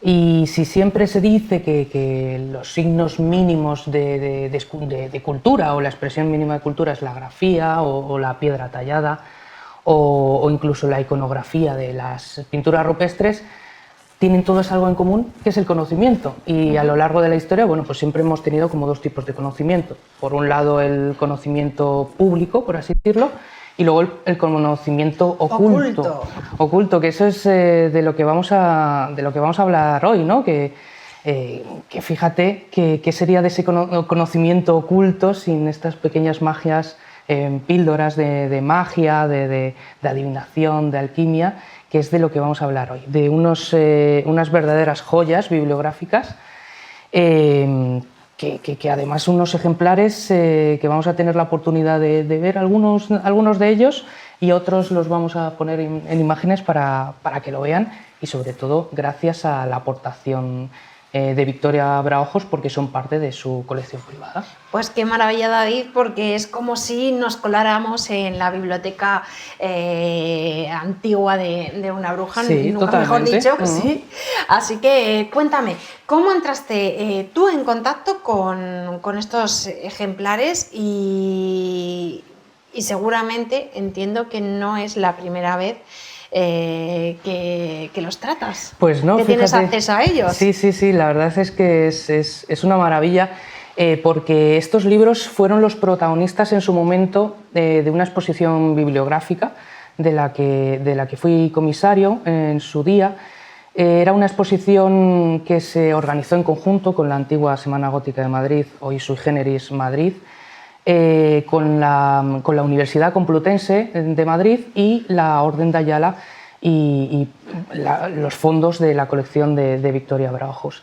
Fue una exposición bastante rica, porque teníamos una cantidad de volúmenes, la verdad es que ingente, y aparte también teníamos naipes del tarot, y tuvo lugar en octubre del año 2016 en la Biblioteca María Zambrano de la Universidad Complutense. Y allí esta exposición, que la titulamos Magia y Adivinación, Letras Ocultas, pues tuvimos entre otros muchos este tipo de libros. Pues bueno, para los que no tuvieron la oportunidad de verlos, pues hoy tienen otra nueva oportunidad. Sí. Dadas las referencias que antes nos estabas contando, pues cuando había sido la primera vez que habías estado en contacto con ellos, y también pues qué clase de libros son estos, un poco relacionados con la cultura, pero la cultura oculta o el conocimiento oculto. ¿Qué libros nos traes esta noche aquí? Pues fíjate, vamos a hablar de una serie de libros. Algunos los vamos a tener, pues como por ejemplo este. Vamos a empezar por Le Monde Primitif de Kurt Göbelin. Fíjate que es una auténtica maravilla. Tiene aquí como una especie de mapa, a ver que no rompamos nada. Sí, es muy delicado, sí, porque está, de hecho, vamos a ver si lo podemos... Ahí. El mundo primitivo. Eso es, El mundo primitivo, análisis y comparación con el mundo moderno. Sería el título completo, y es de 1781, si no recuerdo mal, la fecha.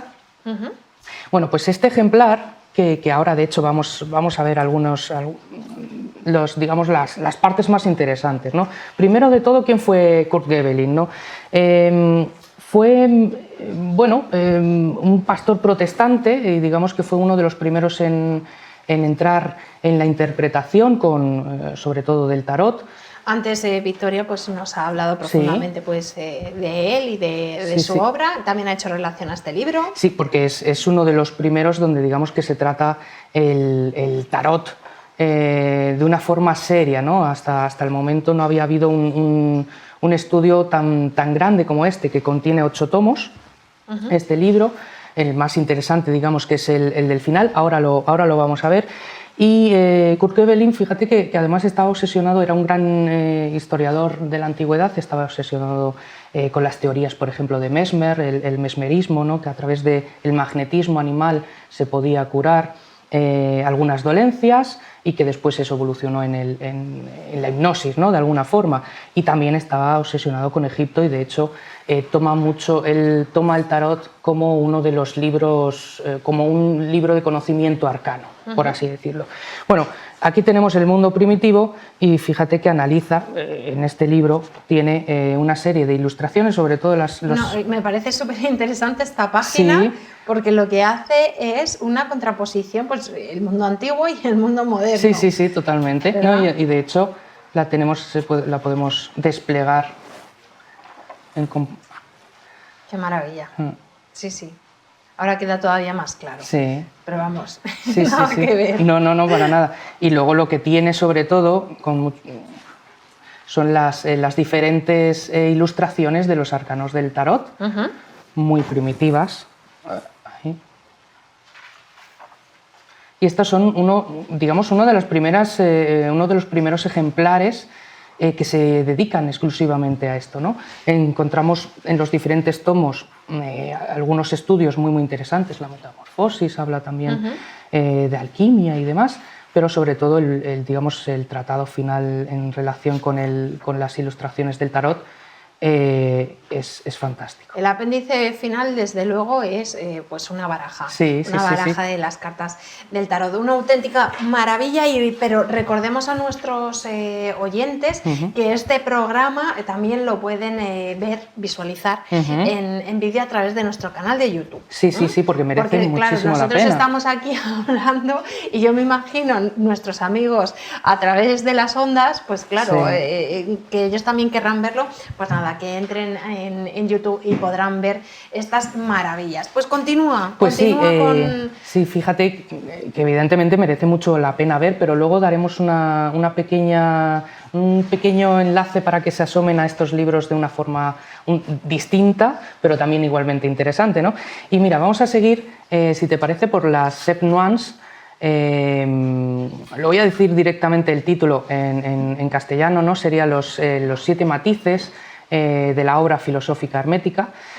Este es un ejemplar mucho más, no mucho más, digamos sería el siguiente, de 1783, y encontramos que ya está firmado por Jean-Baptiste Alliot, que es más conocido como Eteila,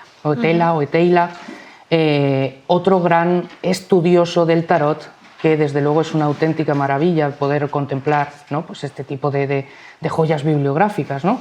Que no se pueden ver todos los días de alguna forma, ¿no? Y encontramos, no lo quiero abrir mucho, pero se puede ver los diferentes estudios, además de numerología. También está dividido tanto por temática como por tomos, ¿no? Los diferentes... aquí, por ejemplo...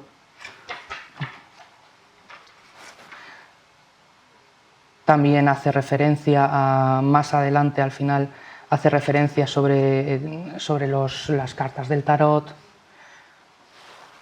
Y este, digamos que sería el gran libro precursor del tarot hoy como lo conocemos, y además es muy interesante y muy importante, digamos, dentro de la bibliografía en general, porque es un libro que trata sobre todo la primera parte de alquimia, de mejorar los metales, las fórmulas de los metales, de la fusión y demás. O sea, una auténtica maravilla el de Etelia. Pues increíble. Dejamos a un lado pues estos interesantes y arcanos estudios sobre el tarot, si te parece, y vamos a intentar echar un vistazo pues a otras temáticas.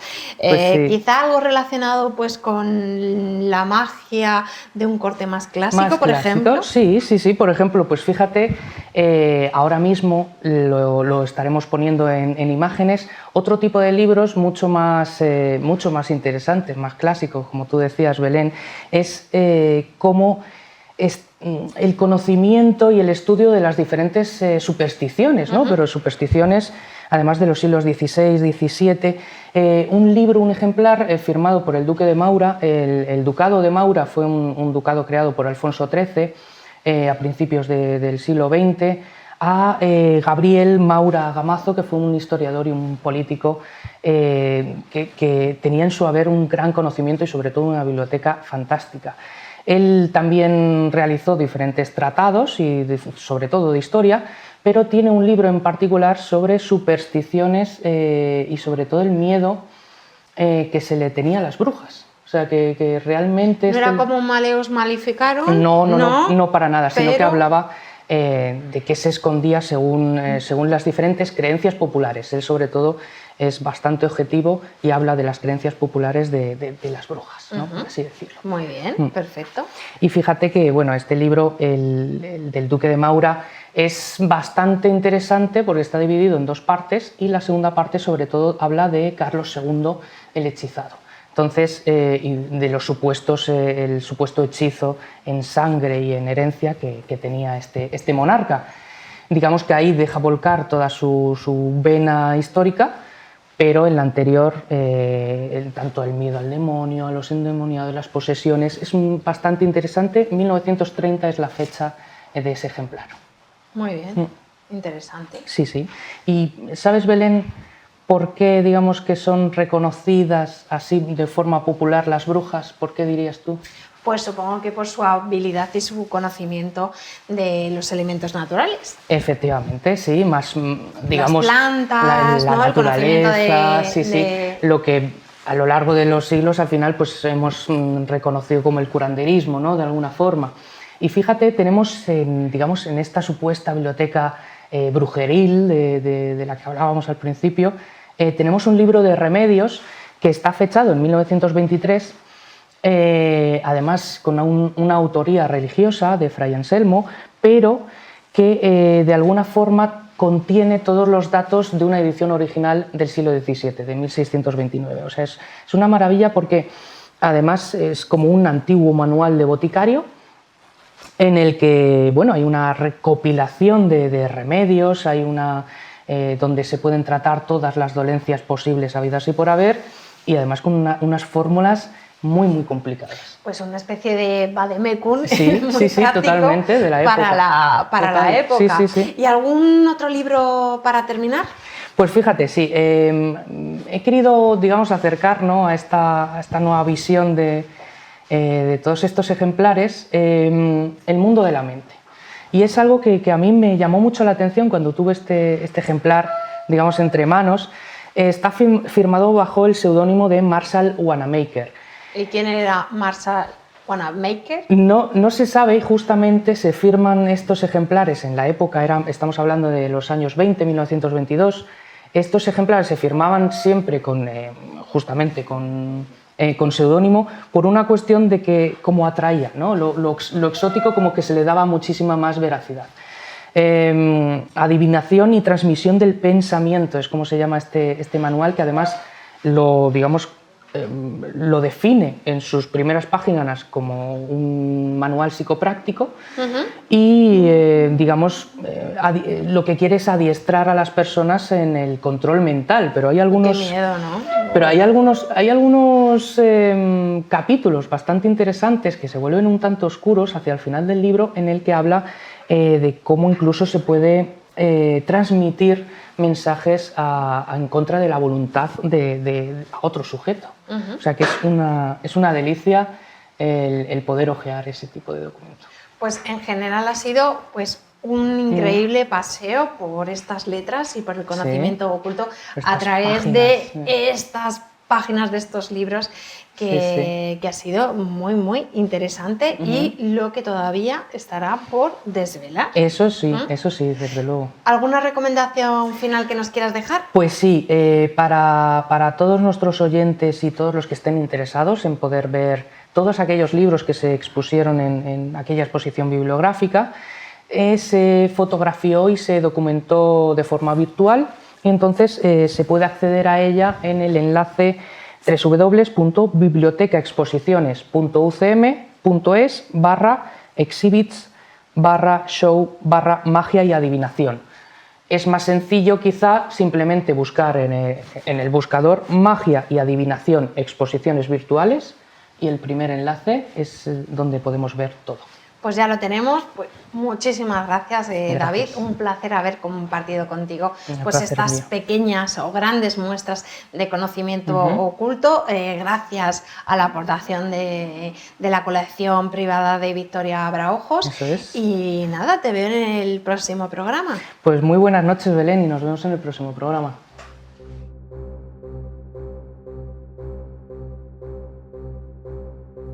Terra Secreta.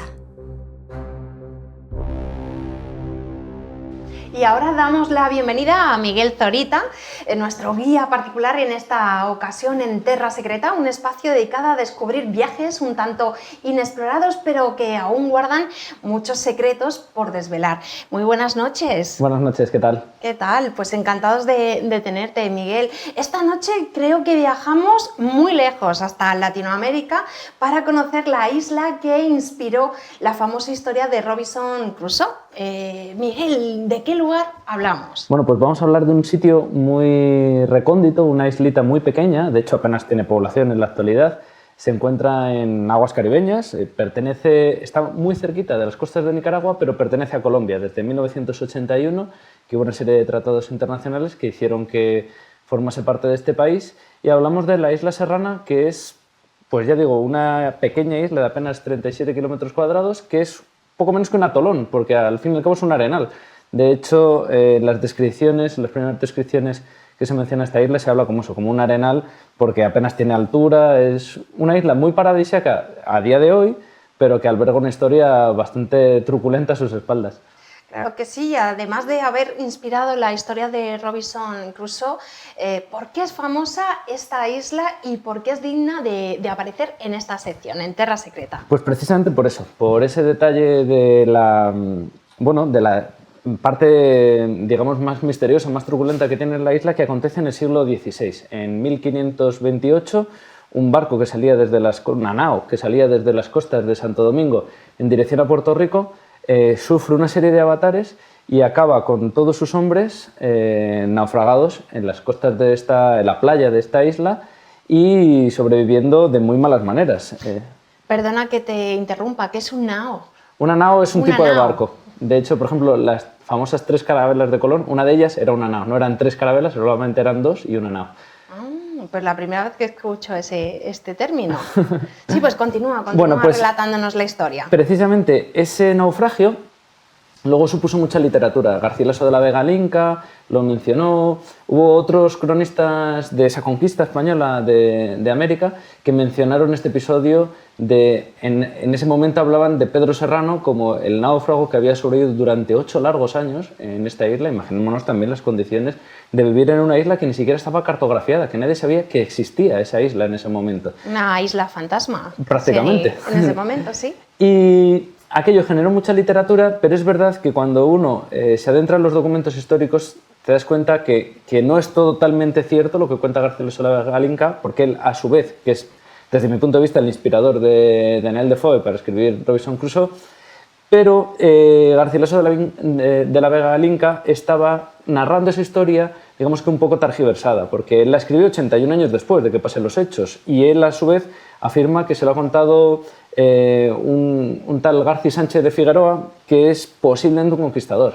Y este, a su vez, de haber oído la historia, la oyó siendo niño, con lo cual esa documentación... Seguro que tiene muchísimos añadidos. Claro, cuentan, por ejemplo, que el náufrago le creció pelo como un jabalí, que era una especie de hombre lobo, y no es cierto lo que cuenta, pero sí que hay partes muy truculentas que hay documentación histórica que lo confirma, que fueron hechos reales.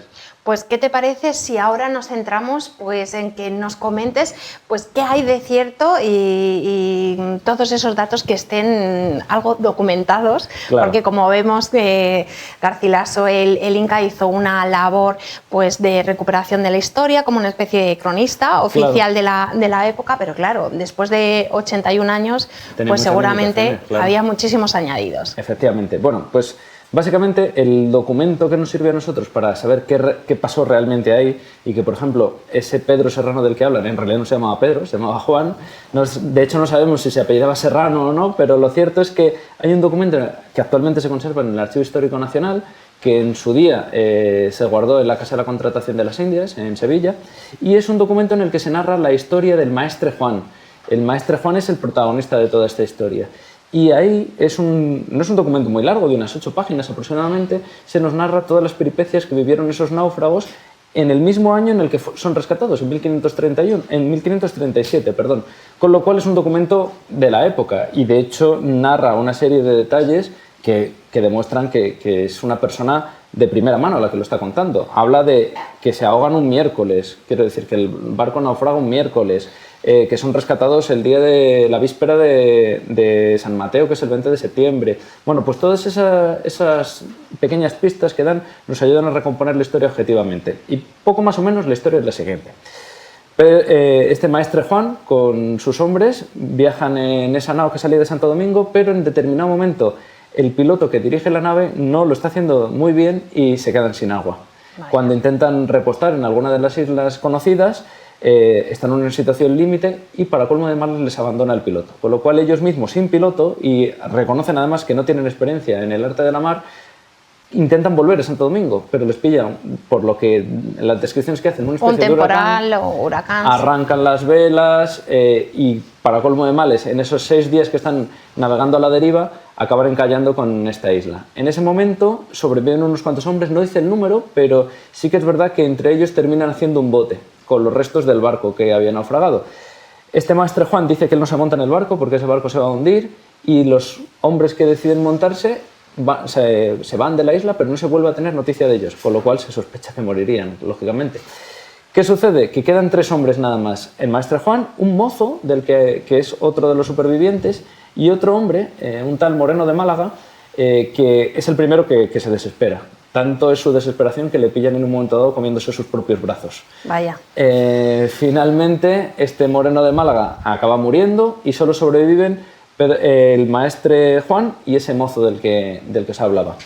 Finalmente, pasando los años, encuentran otros náufragos en una isla vecina y deciden hacer otro barquichuelo, digamos, con las pieles de los lobos marinos, que era lo que ellos estaban comiendo en ese momento, porque están tan desesperados que hasta que no consiguen caer en la cuenta que con las pieles de los lobos marinos podrían hacerse una especie de balsitas con las que recoger agua de la lluvia, estaban desesperados, estuvieron bebiendo sangre de otros animales y cuestiones así para sobrevivir. Porque esta isla entiendo que no tendría mucha fauna, prácticamente Nada. Una isla desierta, claro, sin agua potable. Efectivamente, y creo que la altura máxima eran como 1,60 m, una cosa así. Claro, una cosa que a día de hoy es muy idílico y es una reserva natural, pero claro, tírate tú allí 8 años sin comunicados, sin recursos. De hecho, él está desesperado porque lo único que consigue sacar del barco es un cuerno de pólvora y un eslabón para hacer fuego, pero no consigue pedernal, porque el pedernal se le ha quedado dentro del barco, y cuando intenta volver al día siguiente, después del naufragio, a los restos del barco, el barco se le ha llevado a la marea, con lo cual dificultades a más no poder, y precisamente después de que conectan con esos otros náufragos, consiguen hacer un bote del que tampoco se fía el Maestre Juan, y los otros les vuelven a abandonar y se quedan únicamente ese chaval, ese mozo del que hablaban, y el Maestre Juan. Hacen una casa, una serie de torres y finalmente son rescatados, después de estar 8 años allí pasando todas las penurias del mundo. Pero esto no fue todo lo que ocurrió, ya que durante este tiempo también tuvieron oportunidad de vivir una experiencia un tanto extraña. Sí, ¿Qué ocurrió? ¿Qué ocurrió? Bueno, imaginémonos la situación de desesperación absoluta, de no saber si alguien te va a rescatar, no tener dinero, alimentos, ni recursos de ningún tipo para poder sobrevivir. Y llega un momento de desesperación tal en el propio Maestre Juan que invoca al diablo. Él dice que si Dios no le saca de la isla, por lo menos que le saque el diablo para llevarle a los infiernos. Y esa misma noche, él esto reconoce que lo hizo durante el día, y por la noche, en un momento dado se levanta y ve una figura extrañísima, una figura que dice que tiene la nariz roma, que tiene los ojos rojos, que echa como fuego, que es todo negro, pero a la vez tiene como cuernos y los pies son una especie de garras, que no se comunica con ese personaje, pero que lógicamente le conmueve de tal manera que le da tiempo a despertar a su compañero y ambos lo ven. Con lo cual, la hipótesis de que pudiese ser una alucinación de este hombre ya se pierde un poco. Tampoco hay ninguna explicación convincente. Lo cierto es que cogen tal miedo ambos protagonistas que salen corriendo y se van a la otra punta de la isla, y dice que 15 días después volvieron a oír otra vez pisadas por la noche y cuestiones así que no tenían explicación de ningún tipo, claro. También si hubiese sido una alucinación, yo sospecho que en 15 días se hubiesen recuperado de alguna manera, con lo cual es muy difícil averiguar qué estaban viendo en ese momento o qué estaban presintiendo. Dice que lo llegaron a presentir otras 2 veces después de ese primer encuentro tan sobrenatural. En todo caso sería una alucinación colectiva, pero claro, no tiene tampoco mucho sentido. Sí, una cosa extrañísima. ¿Y qué estaría haciendo pues ese ser extraño en la isla? Pues tampoco guarda mucha relación, quizá la parca. Vaya usted a saber. Bueno, y finalmente, después de ese encuentro tan sobrenatural, tan sumamente extraño, consiguen, no se desaniman y consiguen hacer incluso una casa, 2 torres para hacer señales de humo, construyen un estanque. Es muy interesante porque te dan como una especie de manual de supervivencia, de, claro, qué plantas comen, cómo construir una especie de pequeño pozo que luego no les funciona porque enseguida se hace salobre el agua, evidentemente. Y finalmente, después de estar, ya digo, 8 años viviendo allí, son rescatados por un barco que les ve, mandan un bote y ese bote les rescata y consiguen, una vez que ya llegan a tierra, escribir esa crónica. Hay un escribano en ese momento que toma anotación de todo lo que el maestre Juan les va contando y precisamente gracias a eso nos ha llegado esa historia. ¿Qué sucede? Que, por ejemplo, uno de los detalles que cuenta es que hace referencia a que el rey le va a ver, dice como su majestad ve, y todo apunta a que la barba y el pelo no se lo cortó. Para esperar a que le viese el rey como es un como hombre testimonio. Con 8 años sin ir a la peluquería. ¿Qué sucede con esto? Que ese episodio de no cortarse el pelo es lo que a lo mejor tergiversado le llegó a Garcilaso de la Vega Linca, como que era un hombre lobo y que, bueno, toda esa parafernalia que se inventan. Incluso Garcilaso de la Vega Linca dice que cuando se encuentra con otro náufrago, ambos huyen porque se piensa que el maestre Juan es una especie de diablo. Pero no, lo que vieron fue una especie de diablo real, no es que les confundiesen a ellos con los diablos. Entonces, bueno, hay esa pequeña tergiversación, pero a día de hoy ese documento está en el Archivo Histórico Nacional a disposición de todo el mundo y se puede contrastar y conocer la historia real, evidentemente. Pues fantástico pues tener esta pequeña documentación. Incluso he encontrado, justo antes de venir al programa, un dato bastante interesante, que Joaquín Vaquero Turcios, en el Monumento a los Descubridores de América, que existe en la Plaza de Colón, aquí en Madrid, hace hay referencia una mención al maestre Juan.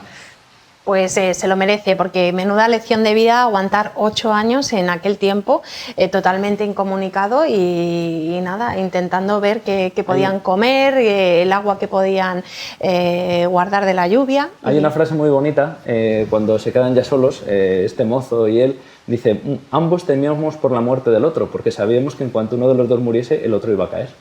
Entonces también es una lección de compañerismo y de solidaridad. Claro, porque al final las penas acompañadas pues son menos penas, claro, pero desde luego la soledad en estas condiciones deben de ser muy, muy duras. Evidentemente. Y según nos contabas con los detalles de las pisadas y todos los demás detalles que se vivieron durante estos 8 años, la verdad es que recuerdan a algunos episodios de la historia de Robinson Crusoe. ¿Tiene algo que ver? Claro, porque entiendo que la fuente bebe mucho de esta historia real. Todo apunta a que Daniel Defoe lo que hizo fue fusionar 2 historias de 2 náufragos. Hubo un náufrago en el siglo XVIII que llegó a las costas de una de las islas del archipiélago de Juan Fernández, en Chile, y esa historia de ese náufrago, que estuvo menos tiempo que el maestre Juan, fueron unos 4 años, si mal no recuerdo, se fusionan con la historia del maestre Juan, que él posiblemente, Daniel Defoe, lo había leído en alguno de sus viajes a España. Él hizo varios viajes a España, posiblemente gracias a la historia de los incas que escribió Garcilaso de la Vega, pudo llegar a conocer esa historia de Pedro Serrano, ya digo, adulterada en cierto sentido, y fue su inspiración para construir finalmente la figura literaria ya universal de Robinson Crusoe. Pero en general podríamos decir que al final la inspiración fue gracias a unos españoles. Sí, sí, totalmente.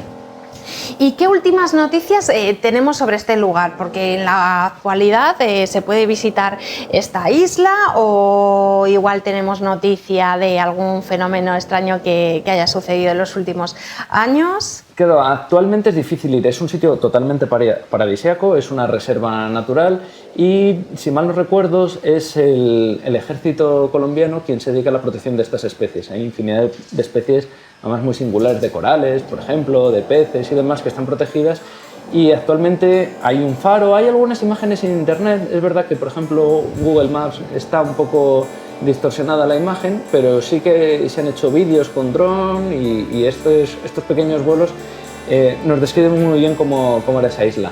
Sería una auténtica maravilla poder visitar esta isla, ya digo, tiene muchísimas limitaciones porque es una reserva natural, pero el conocer, por ejemplo, los restos que quedarían de aquella casilla que hicieron estos náufragos... ¿Pero tú crees que quedará algo después de tantos siglos? Pues posiblemente. Fíjate que es una isla que tampoco ha sufrido muchas erosiones, no ha habido otra civilización que haya ido destruyendo, ni la naturaleza tiene mucho más espacio para crecer.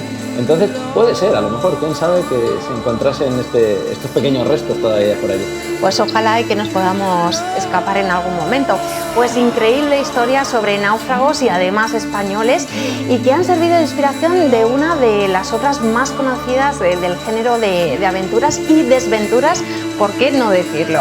Muchísimas gracias por este viaje apasionante, Miguel, y esperamos que volvamos a tenerte muy pronto de vuelta. Muchísimas gracias. Nada, gracias a vosotros y de vuelta cuando queráis.